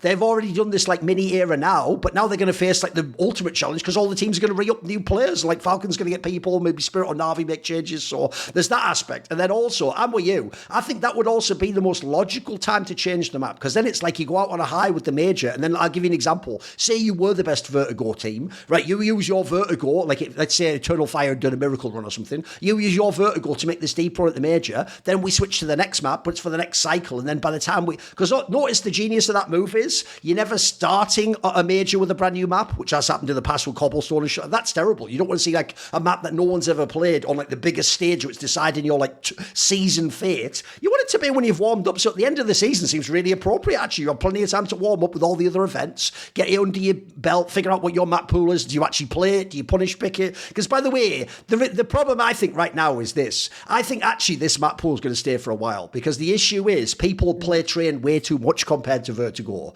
Like, I think I know the reason why is because if you ever go and look at a lot of the vetoes, you know there was a million teams banned Vertigo. Well, even when they didn't, right? If you ever floated Vertigo, the problem is people would never punish pick it into you unless you were the specialist like Complexity. And by the way, I think they just did that because they just weren't good on the other maps, unfortunately. So actually, it just was never played anyway. Essentially, you could just second rotation ban it. If you actually leave open train now, there are quite a lot of top 10 teams might pick it, actually, sometimes. That you actually see, like, a lot of them are, and by the way, loads of people are willing to play it as a third map now, if you notice. Like, it actually seems like that map is really open. I don't even think they like it, but I think it's just played more. So I actually agree. I also think it would just be, like, here's the other reason why. You don't have to do it every single season cycle, as it were. You could say something, Freya, for example, like, say you just brought trade in now, you could say something like, you know, we'll never take a map after 1 season, for example. So that means I don't go like, ooh, I'll hold in case they take. Maybe every map gets like 3 seasons minimum, but then every 2 seasons or 3 seasons, pick a number. It could be 2 or 3. Every 2 or 3, you get a new map. Would also, by the way, be a really good way to develop the map. You still got like 2 seasons worth to do, like a year or so to get the map developed or whatever. I also think, by the way, if you're the map maker, it would be fucking baller to have your map and now start the major. That's the new one in the competitive cycle. Like, I actually do feel like at the moment, but we don't really treat it like it's a fanfare. Like, actually, when we do add in like maps like train, the immediate assumption is let's all just make that our permaban. Like, we actually do want a world where a map comes in and people like herald it, like, oh, this could be good. This might actually be a map I want to play. That would be nice. It's a really interesting conversation that, like, I really like having with players. Like, when is the optimum time to bring in a new map? Because, like, obviously, like, I think general consensus is just before a major, worst time you could ever pick.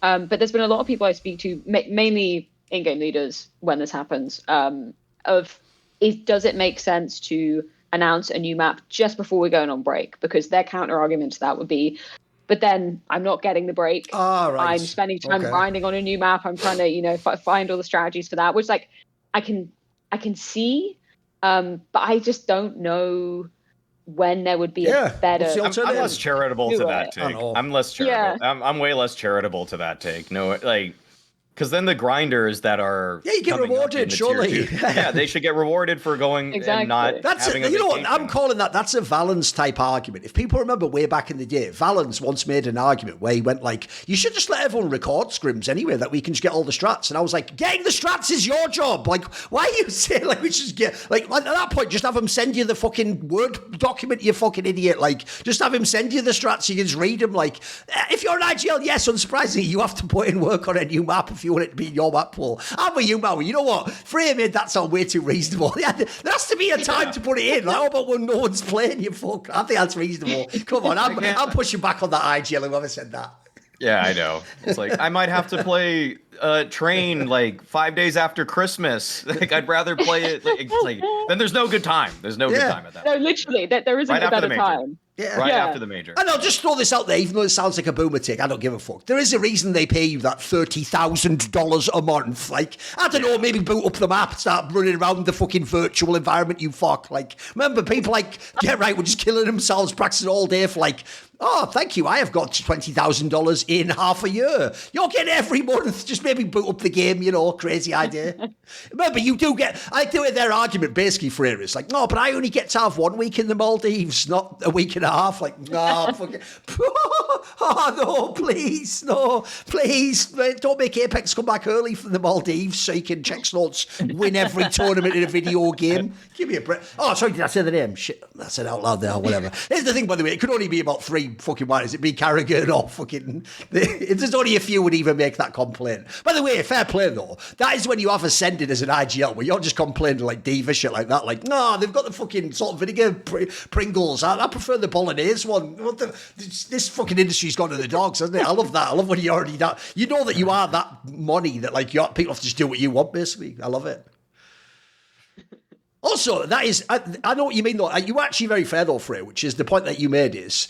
The one reason why it's not certain that I want this to happen is, as you say, with like the Ubisoft example, I'm always a bit scared when the game dev's a bit too hands-on, you know, because then they start doing other shit too. So I know what you mean. Like, we'll just gradually, we'll take a map every now and then. You don't have to do it every time. You don't have to change something in the game every time. Like, I don't want every major cycle to be like, oh, the Orc's twice as powerful again. Like, I don't want it to be like that. I don't want it to be some crazy gimmick, you know. I think Mary's a really good point. Like, just making something a spectacle at the major, like, doesn't necessarily need to be a map pool change every time.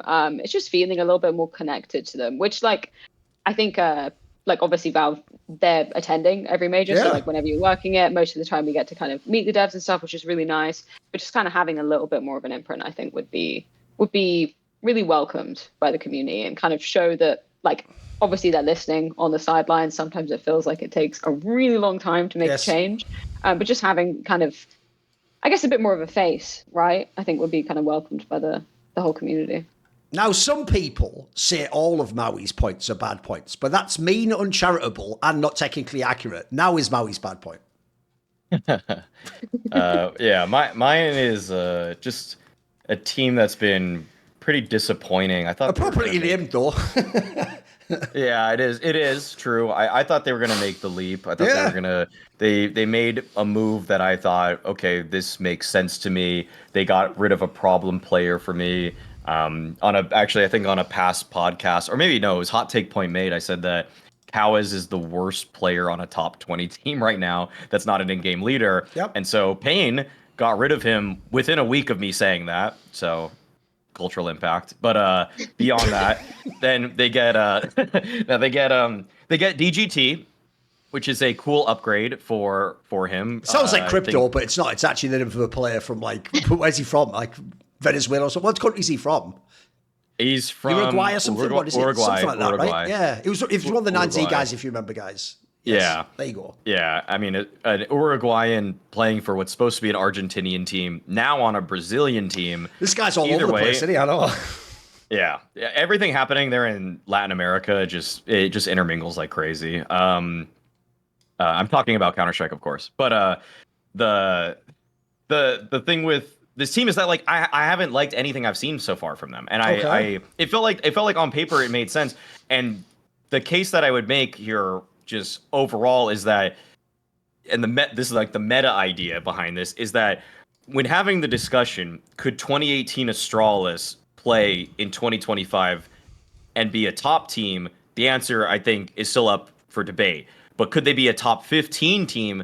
The answer is undoubtedly yes, because Pain are so disconnected when they play. They lose rounds that just they have no business losing, where they're in a 2v5 and everybody just peaks one by one by one by one. And I know Prime Astralis would not have done that, even if they're not up to speed on the meta or whatever.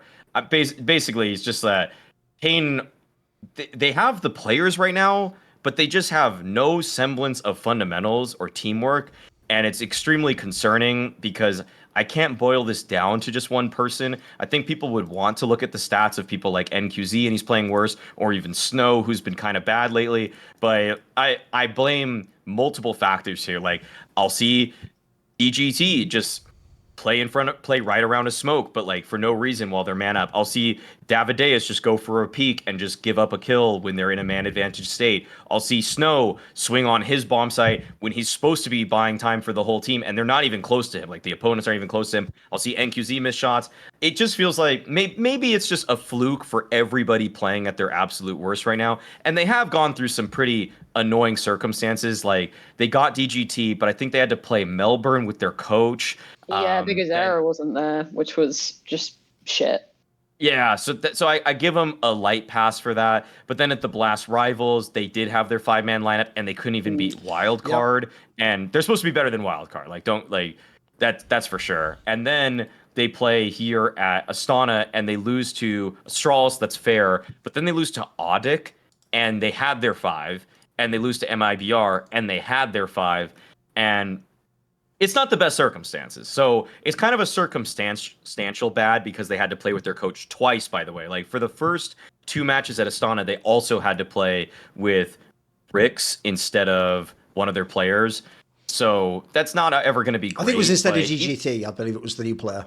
Yeah, you're right. It was instead of DGT. And so, yeah, like, it's kind of circumstantially they've been put into a bad situation because they've had to play with their coach twice. But at the same time, even when they have their 5-man lineup, it's not that impressive either. And this was supposed to be an upgrade, but as it stands, they are looking way more uncoordinated than they ever had, even when they had, in my eyes, a much worse player with Kawes. Yeah, I think it's a fair point, right? Like, particularly because at the end of, like, 2024, I'd say, like, we were kind of looking at them as, like, when we were having the discussion about who's going to be one of the best teams to come out of South America. I remember speaking to a lot of teams. I guess it would have been like September, October time at EPL. We were doing, like, those ranking lists of South American teams, and a lot of them were putting Pain up there, right? Like, it was obviously super competitive between a lot of the squads there, and, like, we weren't exactly sure who was going to come out on top. But yeah, I think, like, my takeaways from Melbourne as well, them without Big U's Era was obviously just like, it's such a shame when you see teams in that situation, particularly when they've had to fly 36 fucking hours to get to a tournament, which you know you're just going to bomb out of, right? And you can kind of feel that in the mentality, like, just the vibes of the team. Like, even rounds they were winning, they looked really deflated. Yeah, and then obviously for PGL, them not having their new player for the first couple of games, it's just like, it just sucks. But yeah, I totally agree with you, Maui. Like, it's a shame to see a team like that where it was kind of like the almost, right? Like, they could be on the cusp of really breaking in, then they make this roster move and you think it's going to be a positive, and then it's just like, just falls really flat, right?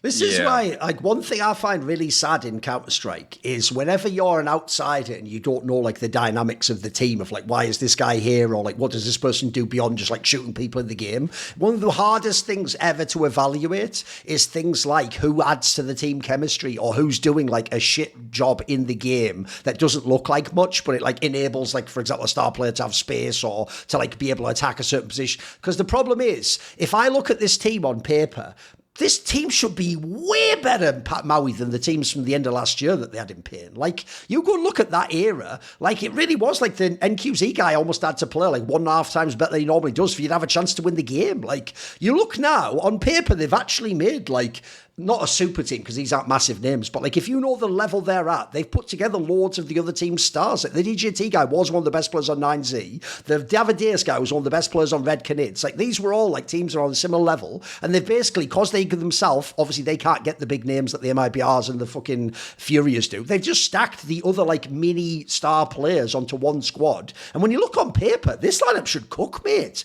This should actually be a lineup that you think this should be like a permanent top 10. Like you should be like 9th or 10th. If you think about how they used to play with the old lineup, they even actually had half decent strats. They had a decent control over the game. I always used to think their problem they had in the past was they just didn't have like the knockout punch. They could get loads of teams to like a 13-11 type game or a 12-12 or a 10-10, but then they just couldn't knock you out. They didn't have like the actual raw firepower that you need in CS2 to get over the line. So the sad thing is they've gone and recruited exactly that. Like these are about the best players you can get in their spot. The problem is it just hasn't worked. It's actually a bomber. And by the way, unfortunately, I can tell the NQZ guy is just going to be a problem child, Maui. Because look, when you're the AWPer, you'll always get all the attention. His problem is, if you've only watched like the odd pain game, you'll have seen a game where he takes over. He looks really good. The problem is it doesn't happen consistently enough. I actually do think he is the player that sort of like underwhelms me a little bit. But I think it's just a bomber. Look, I'm not totally out on the lineup because it's still fairly new. But I know what you mean. Like, I actually really would have thought a lineup like this also just hit the ground running. And lastly, I'll just throw this out there. I do think the Big Azera guy looks like for me, he's like the fucking Brazilian blitz, mate. He can frag and he is a good IGL. But so I just want this guy to actually have a chance to, like, the difference is at least Mongols have the chance to like make the playoff runs and like maybe they can upset like a top team on 3 maps. The problem with Pain at the moment is I don't have that expectation, but I agree with you. That's actually where at the end of last year, the beginning of this year, that's where they looked like they were. Like when all those other rosters were a bit weaker or changing rosters, they looked like they had their chance to make a little run to be like I say, 8th or 9th best team in the world and like win a couple of big series. But the amount of times they like almost won a series but then didn't, and sadly that doesn't even happen now. That's actually the biggest bomber of all. It's why I told it. It's like I say, you can never know the actual like effect on the dynamic of a team when you add a player. Sometimes you might have more skill, but it might make the team worse. Kind of a bomber. Appropriately named team though. It is just Pain. It's just Pain. Yeah. And also, I'll just throw this out there, bro. Look, I understand we've had this discussion a million times about the Brazilian scene and like the buyouts are huge, you can't get anyone. Right? Now everyone's just recruiting non-Brazilians. Like in this team, they got someone from Chile, someone from fucking Uruguay.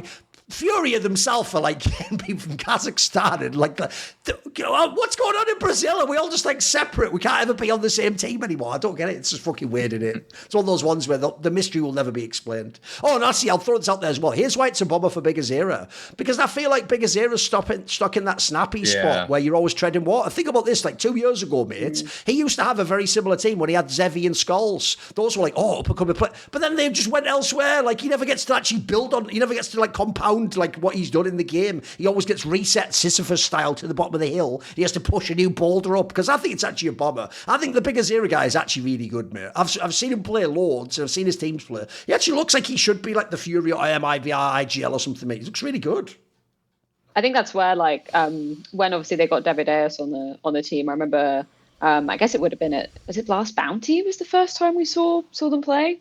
And I got to do a little like interview with him, and it was like, it had been somebody who'd been on his radar for such a long time, and there were so many times where he'd approached Davideus to join the team. Right. It ended up them being in Uber going to another tournament in Rio when they were on separate teams, where Big Azera basically said like, hey, any chance you want to join us? And then Davideus was like, actually, yeah, fuck it. I'll come over. I'll give it a try. What a great Uber ride that is.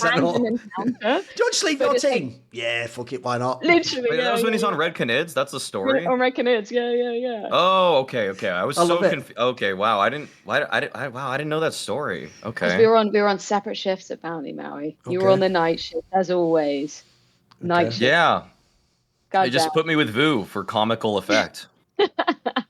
But like the kind of like it sounded like it'd been a bit of a grind for Big Azera to like actually get him on the team, and it's like, hey, cool, the stars are finally aligning, and then just nothing's happened. Which is a real shame. They just seem like they're in the same places last year. Yeah, by the way, I'll throw in, here's the big bomber as well. We're about to have a giant roster mania where all the top teams are going to add extra firepower. So unfortunately, if you haven't made it yet, you're going to be in an even worse spot. Because I'm with you, Mark. The idea you come in last place, like, that's too much. Like, here's the thing. I'll accept if Pain doesn't make playoffs, but I need you to be the team that like really tests the others. Like, I actually thought they did that earlier this year, mate. They were the team that they might not make the playoffs, but they'll make it really hard for you. You might have to go 3 maps with them or play an overtime game. Like, I wanted to like keep the other teams honest, as it were. They were pretty much the exact same ranking 5 months ago, like in this like 14 to 16 range. And I just feel like they're so hard stuck there, as like you said, other people are making changes. So yeah, it's just disappointing. I mean, the only saving grace and why I was kind of, I don't know, thinking about this bad point is, well, they have had to play with a coach stand-in, so That's if true. they get their real five-man lineup together for a series of events, then we should be able to see the ceiling. But it's just been worrying signs in the beginning how disconnected they look. That's all. I have got for my bad point one that is certainly not a fresh point, but I do think now is the moment again to bring it up, because I was actually thinking more abstractly. I'll tell you where I'm going to go. The bad point basically is Electronics' level as an individual player. Because first of all, as an IGL, I don't know anyone that ever bigs this guy up. I've never even, by the way, maybe I'm wrong on this, because obviously they do languages in Russian that I don't read. I've never even heard people in his teams go out of their way to sort of praise him or anything, or say he's doing a great job as an IGL. So my problem is, the reason why I think it sucks as an IGL is because he is a player that clearly sacrificed this whole individual game to be the IGL. Like, this guy used to be so fucking good as a fucking rifler. And the reason I was thinking about this yesterday is because, mate, everyone loves the idea, if you're like a fan of like Morrissey and Ziwu, of course you want Simple to come back and be the AWPer. You want him to go head to head with them so you can see if they're better now, right?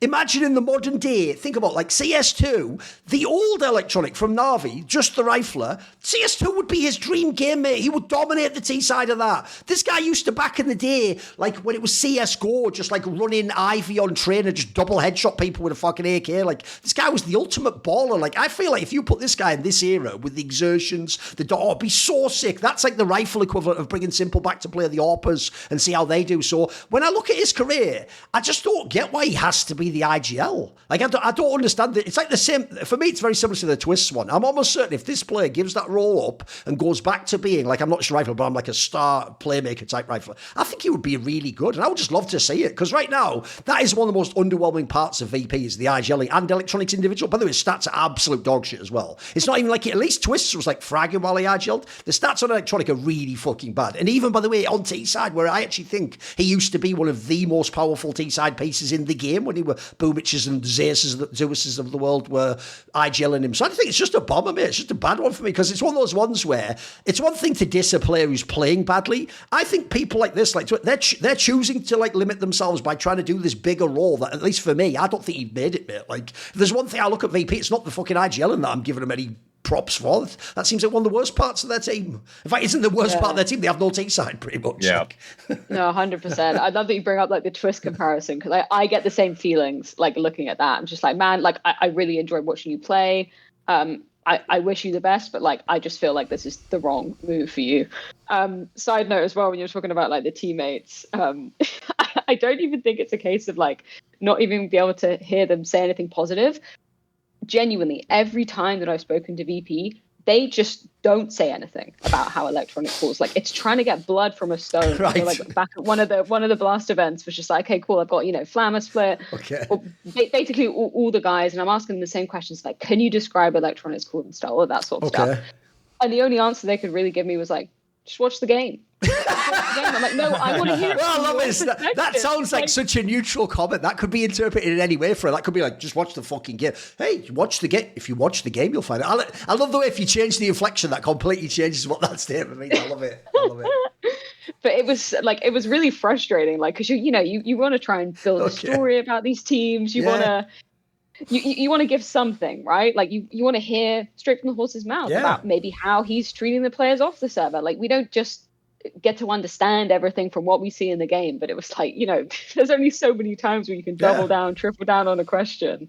I also just love the idea you're asking a question as well. Like, so how's Flammer settling? They're like, well, actually, on the T side, he's creating space and doing a lot of fancy. Then like, and what about Electronic Sky Gel calling stuff? They're like, little English. Like, also, you're lucky that you're actually Freya, because even though I know what you meant by that, it was just a totally harmless, like, English analogy.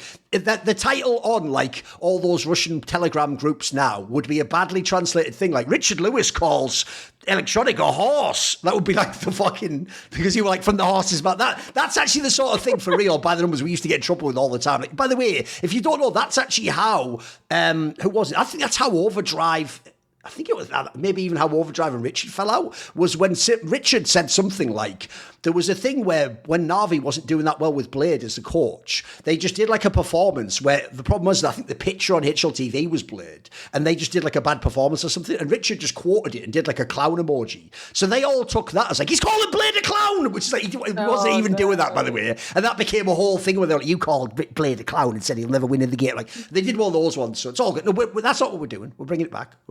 Yeah, also, like, just to add context, like, I know I can't speak any languages. Like, I know, obviously, for players having to do interviews in English, like, it can be tricky, right? But it was just the consistency of whenever it seemed like any player I asked was like, just watch the game. Also, am I wrong? Isn't there some weird thing, actually, where, bizarrely, Electronic is one of the players who sort of doesn't want to do English interviews or something? Because I know that's why Heku was always having to go ham to interview. Even though, by the way, he's been on a million events, he must have, like, all right conversational English. He never seems like he does them, though. Am I wrong?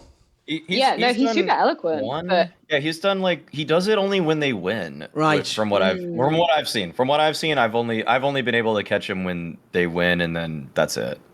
I think the only times I was really requesting them was like in Kado, which he was just saying no, which I was like, fair enough, you know, you roll, like lots of things coming in there.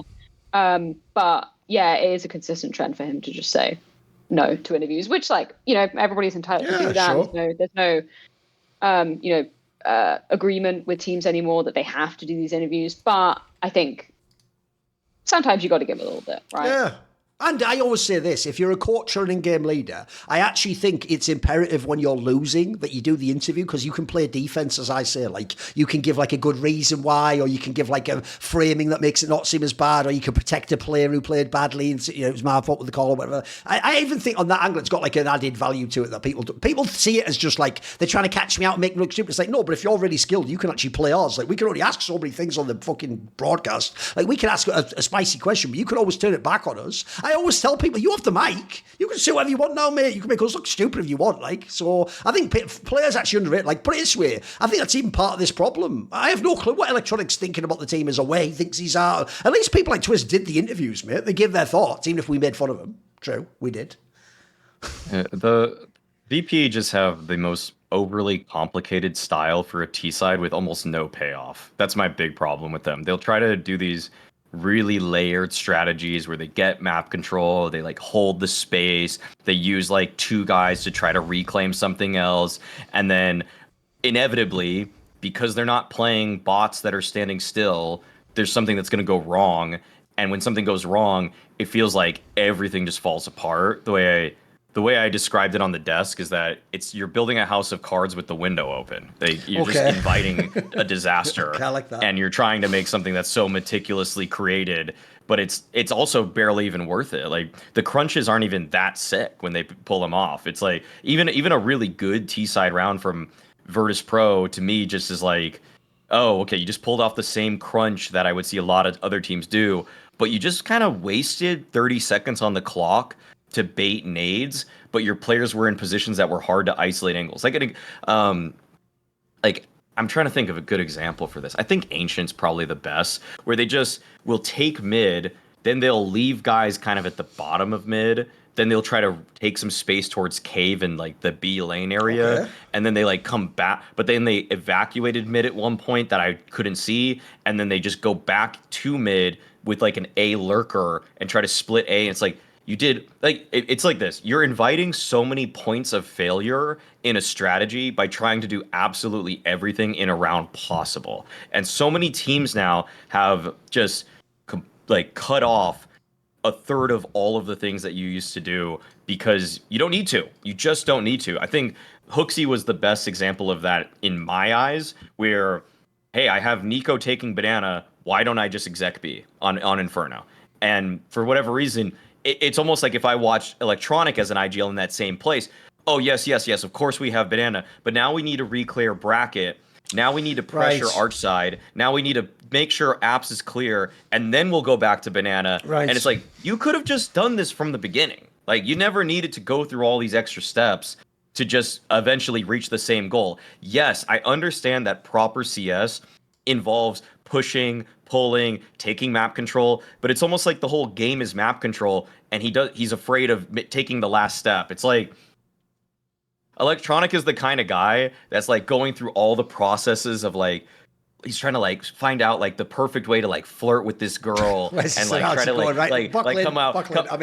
Okay. He's trying to like put together this like perfect date. He's like, oh, we're gonna first like we're gonna get coffee and then we're gonna go to a movie. Then we have this dinner plan. Okay. But then he never invites the girl over because he wants to do it on the next date and he wants to do it on the next date. And then he like has this other great date, another great date. It's like, eventually, you just gotta invite her over, man. Like, you just gotta invite her to your house. Like, okay, like, but he's like, no. I gotta take her now on a cruise. I gotta take her now on this. It's like waiting for the perfect moment. It's like, dude, the perfect moment was like just when you guys were feeling it earlier. Like, it's fine. And Electronics is just he's a gun shy IGL as he wants to do everything right perfectly before he just gets into what everybody cares about, which is just hitting the bomb site. By the way, as a random aside as well, it's not really random. It's just obviously I can't connect to what the fuck man was talking about there, right? I will say as well, I also think the reason why it's criminal is ask from GamerLegion. I think that Flammus guy is a really good T-side piece as well, mate. That guy looks like he's super willing to just run in there anytime. You just activate what. So like that piece should just get you round wins, mate, and they're terrible on T-side. That guy has to do it all basically, or they just don't have a chance. It's sad. Speaking of sad, let's move on to the ugly section. And don't worry, there's some fucking suffering in here. So Freya, where are we starting? What is ugly right now? Ugly right now. I mean, it's an easy one for me. G2 and just the whole context around the team at the moment. Like we think back to a year ago, it was a team that was, not even a year ago.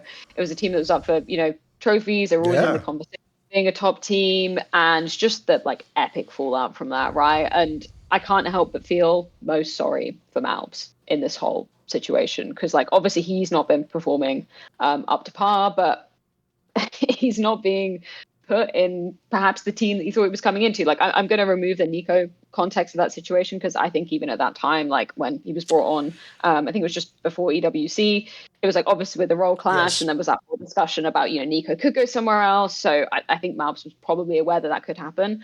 But potentially with like the whole m0NESY situation as well, like makes sense for m0NESY to be moving over to Falcons. Love seeing the reunion of him and Nico, but it obviously leaves G2 in a really precarious situation. And then they turn up to this event and Taz is having to stand in because Hunter can't get his visa sorted in time. And it's just like, I feel like we know what needs to happen with G2 and we know the number of changes they need to go through, but it's just like, feels like just a waiting period, right? And I feel sorry for Malbs in that situation. I feel sorry for Heavy God as well. Obviously Hunter too, right? Like losing his right-hand man in Nico and kind of having to deal with the emotions of that as well. I just think it's just such a sucky situation for what was a team and an org that was once in a conversation of being some of the best in the world, to have had this much fallout. And then obviously there's so much to take away from the podcast episode for HLTV Confirmed.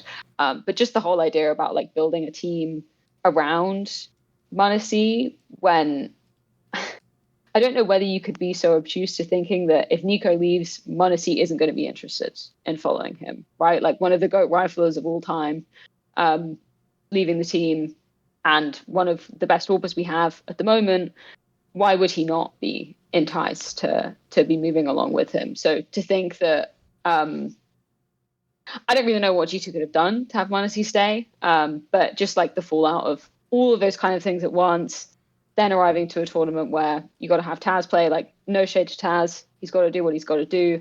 But it's just a really unfortunate situation for them to be in. And I think there's, it's going to be multiple roster changes, but in my opinion, for after the major and when that's concluded, that they kind of need to do to even get back on a kind of reasonable path. And even then, right, I don't know where they would go with a lot of the moves, right? Like even with Hades coming in, it's like, oh, okay, but there's obviously already other rumors of another AWPer that could potentially be in the mix. I don't even really think G2 know what their identity is at the moment.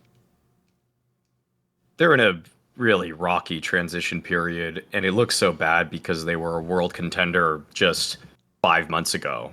They went for what seems that what's frustrating is that at the end of the day, this stuff is unlike regular sports, where at the end of the day, if you win trophies, you should just be able to turn that into acquiring funds, building a fan base, being able to, it's seemingly a lot of these orgs, and I'll get to it actually a little bit in my ugly point too, just seem like they are more like, okay, we could sell Nico, we could sell MonteCristo. That's as good as it gets. And but you're supposed to be G2. You're supposed to be a top esports organization. Like, in my eyes, if it's I mean, we've done these kind of just lists before, if in terms of expenditure or just name brand value, orgs like Liquid, FaZe, G2, Navi, Vitality, I guess now Falcons, those are kind of where you're talking with like the top tier organization in the whole world, mate. Those are the biggest orgs in esports. Yeah, and so when one of them decides to go a route of selling superstars and then going with budget signings or whatever's best at the moment, and that feels like cope. That feels like and it almost feels like it's a change of what we should perceive G2 to be. That's what's so frustrating about it, because, and that's why I think it's a good ugly point, because I don't even know I honestly don't even know necessarily if anybody at G2 is making a bad move based off of their business's objectives. Their business's objectives might actually be succeeding right now. They might actually be in the black. They might actually be making a good amount of money, and they probably did make a lot of money from this. And now, but I think that the whole Sun Pius Saw upgrades coming in a month or and a half, if that happens, that's the light at the end of the tunnel. Still, to me, I wouldn't mind if they went for some other big signing, like just take a risk on Snap. I don't even think Snappy's a risk anymore. Like, do something like that. Like, also Snappy with Saw. Isn't that pure money? Like, aren't you just again going to be a world contender right there? Like, it's really frustrating. And what I also want to make completely clear about my stance on G2 at this point in time is that a lot of people are blaming mobs. They're blaming Heavy God. They're blaming these star players right now for them losing. It's like, dude, if you're playing with your coach and a stand-in opper, and you don't have a coach behind you now because your coach is in the server, this is the worst circumstance you could possibly have, because also the guy that's supposed to help you with a game plan is probably sweating at night the night before because he's deathmatching. Okay, and that's not what a coach is supposed to be doing. Like, if Taz spent 3 hours a night playing FACEIT games or deathmatching, that's going to help his team more than coming up with a good game plan for mobs. Okay, like, he needs to actually be a competent player in the server, and in a weird way, he kind of was. He was actually kind of okay in some of these games. He wasn't sick,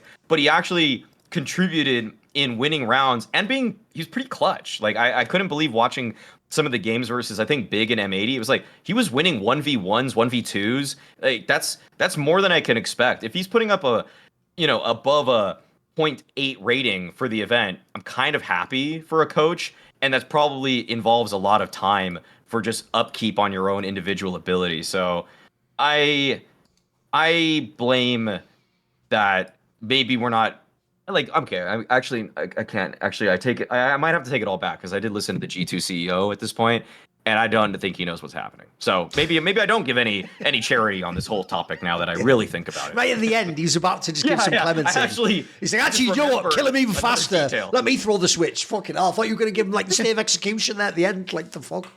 Okay. Yeah, no, actually. Right, in that case, Maui... it does come from the top down that they don't know what's going on. Here's the key thing. To summarise, Maui did technically say he does think the Sun Pius and Saw move is good, though. So it still gets to stay as ugly. He's not downgraded it from ugly to bad and making it only bad. Okay, that's fine. By the way, I will say, here's what gives away, if you're a hater, that actually, like, Malbs and Heavy God are totally fine, is, bro, on paper, they should have had zero chance at this PGL. They should be in a last place. Mate, they almost made the playoffs for real. Like, even in some of the games they lost, like, there was, like, winnable fucking match. Even on this last one against an IP, it was winnable. Like, actually, considering they have, like, everyone makes fun of Snacks. They have Taz, a literal not even active pro anymore, and then they don't have MonteCristo, like, and the stand-in AWPer. Like, you should have no chance. So actually, it shows that they have some all right players. The problem is, I think the bigger issue, this is why it's a good ugly point, is what the fuck is the identity of this lineup? no one knows. I mean, it's just changed so much now, and you've shuffled people around.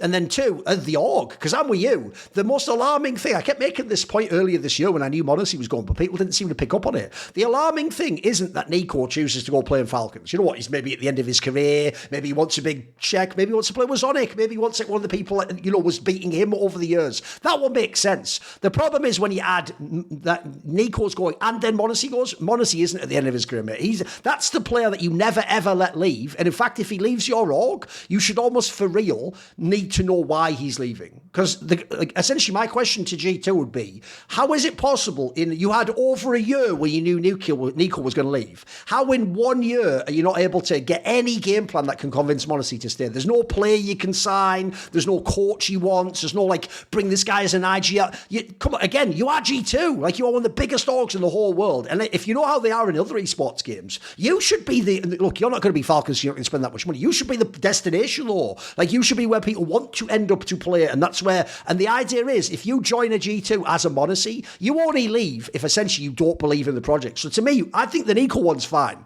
I think he might have left a lot of top teams for the Falcons offer. The MonteCristo one, to me, suggests that he just doesn't have faith in your org or whatever your vision for CS is, which is why I'm actually with Maui. The one fucking bright spot is the idea that they bring Saw in, and he isn't just there to be the coach. He's also there maybe to have input in like roster moves and stuff. If you do that, I could see that being a way to pivot. Because I do think right now, the biggest problem you have is, I think you can only really keep like 3 max, and I get more cynical. I'd maybe just say 2 of these players. So I do think I agree with you. I think you need essentially to start a cycle of heavy duty roster moves, which is almost certainly going to completely change the complexion of the team. And then lastly, here's probably the biggest bomber of all, is it wasn't that long ago. Think about this, right? As of today, it is the 15th of May. It was only at that fucking Shanghai major that when they made the semis, they were probably on paper the favourite to win that major at that point in time. Remember when it was them and FaZe, and it was Mouse and Spirit on the other side? On paper, they were the one that had won the tournaments recently. They probably should have won that major. You go from, we have a real chance to win a major,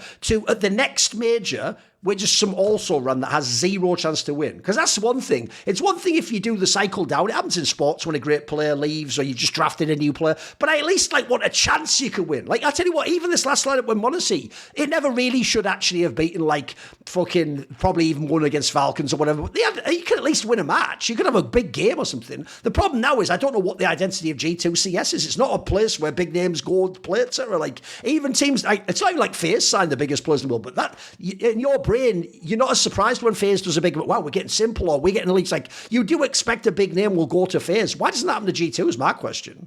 Like, it just seems like they themselves, like, their last big pickup was Malbs. That's it. They don't sign big names. Like, Heavy God himself hasn't got there yet. He's a good player, but he doesn't have the big name yet. So I'm with you. I also, by the way, it is a good ugly as well, because I think it's too easy to bang on it as a bad. I think it's just ugly. This could easily turn around, but you do need like 5 things to happen before then. Right, Maui, what is your ugly point? Yeah. So my ugly point is that my ugly point is that the blame on Spirit needs to be divvied to other places. I am in strong assumption of, which is that essentially on the last show on the bad point for King T about like kyousuke being sent to Falcons. I assume, like, because a lot of coaches act as like a GM/coach. It is. I am aware now. It is not Holly's responsibility to make those moves at all. And this is something I haven't actually been directly informed of, or anybody really said exactly. Is that it seems like Spirit just wants money, which just feels kind of weird. Yeah. It just feels like Spirit does just want money. The organization, as opposed, because this is going to be a big sale to Falcons. And they'd rather just take that. Like, this is kind of a bird in the hand, 2 in the bush sort of deal for them, where they, even though many people that watch Spirit Academy, and even including the people on Spirit, they know that kyousuke is good, they don't know how much better that, I mean, it seems like the org doesn't know how much better it's going to actually make the team, but they know that if they sell him to Falcons, that it's going to be some ridiculous blockbuster signing. So they would rather take that. And that's kind of the ugly point here. It's not Holly. It just seems like Spirit would rather use this marquee player and just make a big buck off of him. And that's what's like academy teams are made for various purposes, and this is one of them that you can either integrate them into your own lineup, or you could sell it off as they are put on display as they dominate tier 2 opposition. And it's the latter. It is as far as I know, it's the latter, that Spirit just want money. What do you think, Freya? Really, I'd be curious to hear your opinion on this, because like I don't really know too much about how you would integrate a player from an academy system. But like, if money was no object, obviously it's a huge influence in this, understandably so. Like this is going to be a lot of bank. Do you think it would make sense for him to go to the main Spirit roster? Like, do you think that's, if we're putting money aside? The main problem with this topic is like that, like obviously this is where I wish it was like football. We just knew where everyone's like in and out was, etc. Because like I did point this out on a past episode, which is, it wasn't that long ago. Remember, it was only at the end of 2023 that they actually did sign Shiro from Cloud9 at the time, which was millions of dollars in itself. So if you've spent millions, and remember at the time, supposedly people inquired about Donk actually, they said like, it'll be like millions for that. If you've only spent millions and not ever gotten the millions back, eventually you want to do a sale yourself and like even up the ledger, as it were. So like this is why this one actually kind of tears me up, because the problem is, when you like sell, when Na'Vi sold Modesty to G2, for example, well, now it looks stupid, because now it looks like, oh, why do you keep him? It's like, yeah, but no one knows if you make it or not. Like what if you're the player who's just really good but isn't like as good as Donk? Like that would be potentially an all right player to sell. So the issue here is like, we'll never know except in hindsight if this was the right move or not. But in the short term, if you really think like I can make if you essentially think my team can still be top 3 and I can sell this player, I can understand why the business guys eventually are like, hey, can we actually like do our shit as well? It's not just about like winning in the server. We want to like balance the company out, because let's be real, aside from Dota, Team Spirit's not that giant an org in esports. They're not on the G2 phase, you know, the enormous ones that you think have every squad. I know in Dota they're massive, but I'm not familiar with them in that many games. So I think if anything, they've kind of stumbled into this amazing CS roster thanks to the Shiro move and getting Donk, haven't they? So I don't know, it's always hard to say if someone should do a move based on business or competitive aspects, because eventually if you only do the competitive aspect, the business at part kills you and you don't have any money. But if you go the other way and you just sell everyone, then eventually it's going to be like G2. It's going to be really sad. You can have a really trash roster, but you can have loads of money. Like it's hard to know which to side with, you know. Yeah, that's why it's just pure ugly. Because it's just it is just that. It's like, I can't really. I mean, put it this way, Maui. I'll give you an example. If in 1 year from now he's played in Falcons, but he's not actually a Donk level player, he's a Tessus level player. Well, then that's actually genius that they scammed Falcons and got like 1.x million and didn't pair him with Donk and didn't risk the whole synergy of the squad. And maybe then what Magic's adds or Zontic's adds is, and suddenly we're all like, how shrewd from them. The problem is though, if he's he doesn't have to be Donk. Let's not be that ridiculous. If he's Exertion though, then I'm going to look and go, you fucking dickheads, you could have won everything. Like that's the player you don't sell. You know what I mean? So this is why it's so hard, because I feel like I'd be being disingenuous if I pretended I know the answer. I think you can only really know this answer in hindsight. It's a gamble. Well, I think the ugly point about it is, okay, I'm gonna. Oh no, yeah. By the way, remember your framing was more the idea that maybe the coach would choose to put him in, but he doesn't get the choice. The org sells him. That's an ugly point, Maui. Yes, yeah. That's part of my ugly point, is that. Like, we can't criticize Halley if it turns out he would just put this player in, and then we're making like, he has to take the 5 he's got now. True. Yeah, that's true. One of the reasons to make the point is that, you know, Magix did confront me on the desk about saying something about Holly, but it was just that I didn't really know who made the decisions at Spirit, and now like it seems like it's just upper management do these things, but also, so that's kind of like correcting what I said on the last one. But the other portion of this is that it's an ugly point too, because why can't you just monetize being the best team and getting a player that just upgrades you like that? Like as a sport, it feels almost we're in a weird position that making yourselves a title contender because for me, Spirit are firmly 4th. They're behind Maus and they're behind Falcons and they're behind Vitality. But with kyousuke, I would assume that they're probably vying for 1st. I think that it makes that much of a difference for them. But is that not big enough in their eyes that you would rather just take? And again, don't quote me on this number. No. Let's just say it's $1 million. Would you rather take $1 million than be the best team in the world? I find that to be, it's like that. It almost goes back to the question: is just making the major the most important thing in the season? that's the biggest way to get an influx of cash. But with the club prizes and everything now, you think you would be able to earn it back pretty quickly. True. You would think actually there's some equation. Like you say, if I place first place so many times, how many before I get the money? But yeah, you're right, actually. That even should balance out. By the way, Freya, when you're at events, do players themselves actually hype the kyousuke guy? Do they all think he's going to be super sick or something?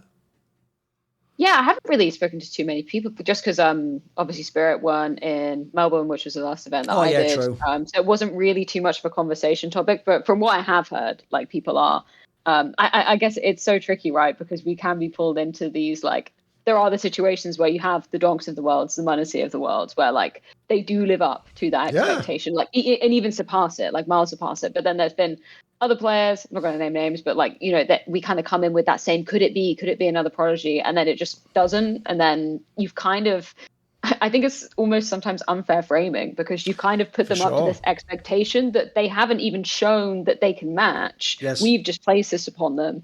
And then suddenly they're terrible in our eyes, right? So I think it's always a massive balance to be struck. So something I was just going to ask as well was like just equating it to like the English Premier League. Like if you're in like the top league of the English Football League, you can only spend like a certain percentage rather of your revenue going forward. So it's not like you can just like splash all the cash, which is like I guess I don't know whether it's something that's like needed at all in CS. Like I think we're still really finding our feet in terms of being an esport, but like I wonder whether there's like a framework that could be worked towards in the future that makes things more sustainable, because I totally think you're right. Like it's a real shame that orgs are having to make these decisions, and ultimately it's up to upper management that maybe aren't so intertwined with the game, maybe aren't so invested in the ecosystem, of just saying, no, this is the one we have to miss out on because money, right? Like is there a more sustainable way that we could kind of work towards having? I don't know whether it's a spending cap per se, but I think what they do in the English Premier League is pretty good, right? And you can spend above that, but you'll get heavily penalised for that. Like, yes, there is an option. So if you do want to go out and make a blockbuster signing and you think it's worth the penalty for that, then you can do that.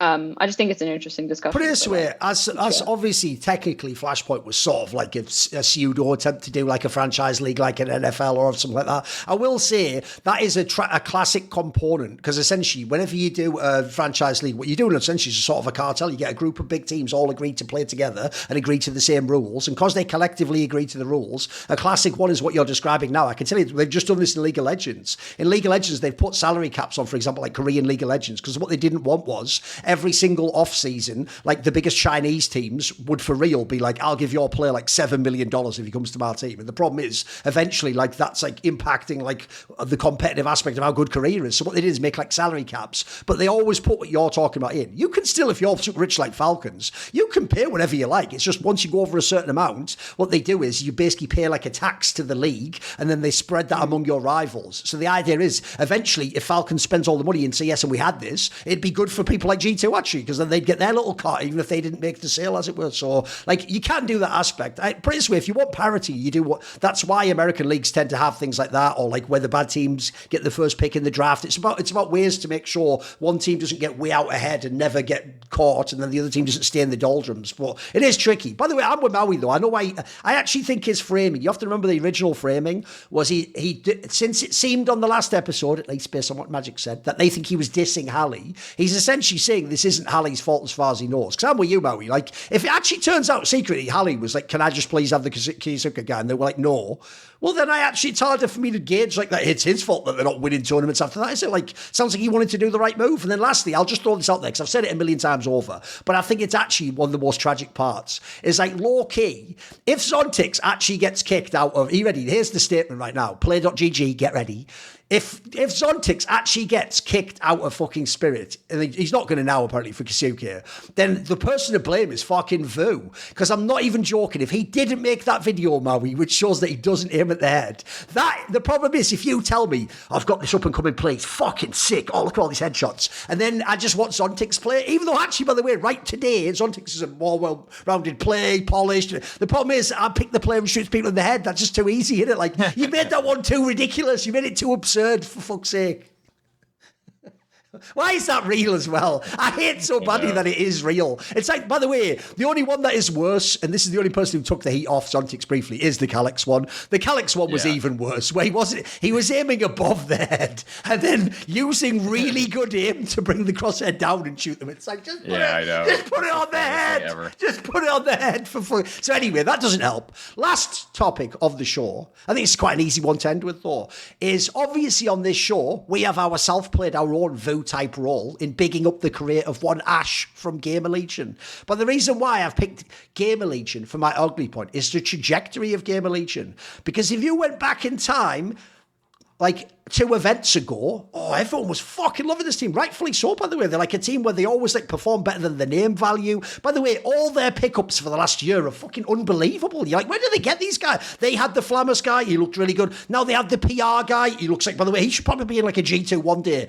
But you look at their squad, they always perform with the team where like they'll always get an upset in the group stage over someone good. They'll usually make playoffs but not make the deep run. And what you're waiting for is you want when the Mongols type team or the Aurora type team fuck up, you want to see this team take their spot to sort of, again, keep the scene honest. And this run here was absolute garbage. Like, bro, this field's really weak. I can't even believe they've gotten wrecked like this. Like, I thought they would slam dunk to just walk into the playoffs of this tournament. If you look at the last few, like, and then add in as well, remember at the next tournament, they then have to use a stand-in. They have to use Acorn instead of Slent. So they're not even using the real lineup. So, but bear in mind, this is one of those teams where I would have loved Maui when we get to the major. If they make it, they're the one of those teams I want to take as like my bubble fucking pick'em team, you know, like the last one. We're like, no one else will pick this one, but they'll just sneak in. They're looking right now like actually the trajectory's not going where it should. And this is why on those last episodes when we said that it was kind of a bit ugly that Ash stayed in GamerLegion, here's exactly why. Because it's fine as long as you believe there's still potential. You can still sort of like get better and do bigger things. This feels like you're just bumping your head against the glass ceiling. Like realistically, I say all that there, but when I look at these names on paper, should I really expect that much more? Like, they shouldn't really be like the 6th best team in the world. You know what I mean? Like it's actually not that unreasonable. So unfortunately, I just feel like that's why I put it as ugly. It's not terrible. They're still a solid team. But I actually thought there wasn't I hope this is why Ash resigned. I thought the trajectory was you just keep going up slightly and you sort of sneak your way into the top 7 or 5 or something. Like right now it's looking a bit dodgy. What do you think, Freya? Where are you at on GamerLegion? Yeah, I find it really hard to place as a team as of late. Like obviously in Melbourne, the game versus Fate, like Fate's obviously going through their own issues at that point. But that was like a really crazy way for them to end out that game versus FaZe with the GTR clutch, and then obviously that qualifying for playoffs, and then maybe that gave me like a bit of false hope versus Falcons, and they got kind of wrecked versus Falcons in the quarterfinal. And that was the same. That was the morning where the Ash tweet came out, right? Or the tweet about Ash came out. Yes. So I remember waking up and just being like, what the fuck? Like, I got so baited by that. I got so baited. And then obviously, like, Spirit, wouldn't expect them to beat Spirit, but like, Furia and Hotu, like, I don't know. Like, I expected them to, like, they won a map versus Furia, but like, I totally agree with your sentiment. I thought that would be a walk in the park for them. I just like, I think it was actually Pimp who said like the star player of GamerLegion is Ash, and like the more and more I think about that, like it's great for Ash. It's a bit bad for GamerLegion the team. Yeah, probably he doesn't play the game exactly because we do hype him up so much, right? True. But it's the ability to bring those players seemingly out of nowhere and then kind of turn them into stars, and then obviously like with Flammers, he got poached. I think they're really difficult to place at the moment, and you're totally right. Going to the next tournament with a standard, it's just like, where does that leave them? Kind of moving forward as a team. I'm not really sure. And then they don't make the major. Like, that's it. Dallas is their last event of the season. Like, I'm not really sure where I'd place their kind of. I mean, there is no consistency. I was going to say where they place their consistency. I don't think there really is. Which is a shame, considering the kind of form they can sometimes show. Yeah. Just not all of the time, right? Put it this way, Maui, if I'd have asked you like a month and a half ago for the major, pick teams you'd like to be that are obvious ones, this would be one you'd pick, right? They were dark horse for sure. I mean, to make it deeper, probably I wouldn't have had it to like make top 8 at the major, but they would have been a fringe team that would have been more like, do they go 2 and 3, but they also ruin someone else's tournament in the stage right before the playoffs? That's where I would have placed. Like, they would have been that annoying team where it's like, oh, that's why Navi loses. Fuck, you know. Okay, Yeah, so they don't do anything themselves, classic style. Yeah. Yeah, but then they lose to a G2 team that still just snacks on it somehow. Like that's where they always end up, you know. It's just like they'll beat a team where you're like, oh, I was rooting for them, but now they lose to a team I'm actually rooting against. Yes, I'm biased. I don't care. Like, it's just fine. By the way, even though we are right, don't worry, we're always right. I'll always maintain that. I actually do know why players do low-key hate us, Maui, because they don't bother listening to the context and the reasons. They themselves, like a fan, just hear the big like opinion, and that's all. So the problem is they look at these shows, Maui, and we're like criticizing like Snacks and HooXi when they like win tournaments, and then we're like, but that Ash is the truth, and they're like, who the fuck's this guy? Like, I beat him every tournament. Yeah. Like, they hate us for that, mate. They think we're just like fucking biased as shit.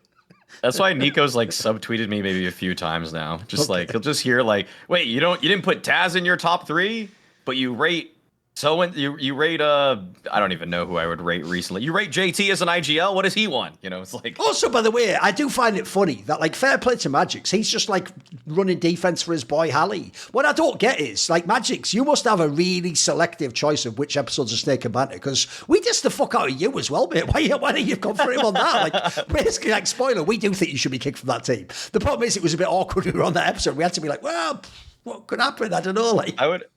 In a real sense, I would actually replace Zontix over Magix, actually. Yeah, but here's the other problem, and this is where you have to be honest with yourself. At least 15% of why is because Magix has crazy aura. It's nothing to do with in-game, right? The problem is Zontix is aura-less, and Magix has crazy aura. Like, that's the problem. I can't, listen, it's even affected me. I know on paper I should say Zontix should stay, but I want the Magic's jokes and talking to play. I do know the big stage doesn't affect Magix as much. That's a huge reason for me. Bro, you know what would have been sick? Luckily, none of this happened, so it's all fine. You do realise, if Magix, the second they won that major, actually just said, I retire, he would have broken fanboys' brains forever about how good he actually was at CS, you know. People would have believed it, Maui. Like, that would have been the most troll way ever to actually just be like, you know what, he should have just said some bullshit, by the way. Like, I was waiting my whole career till this moment to unleash my true power, like some fucking Dragon Ball Z shit, and then he just won the major, like, and just pimp walked out of the studio or something. It would have been hilarious. Yeah, it would have been good.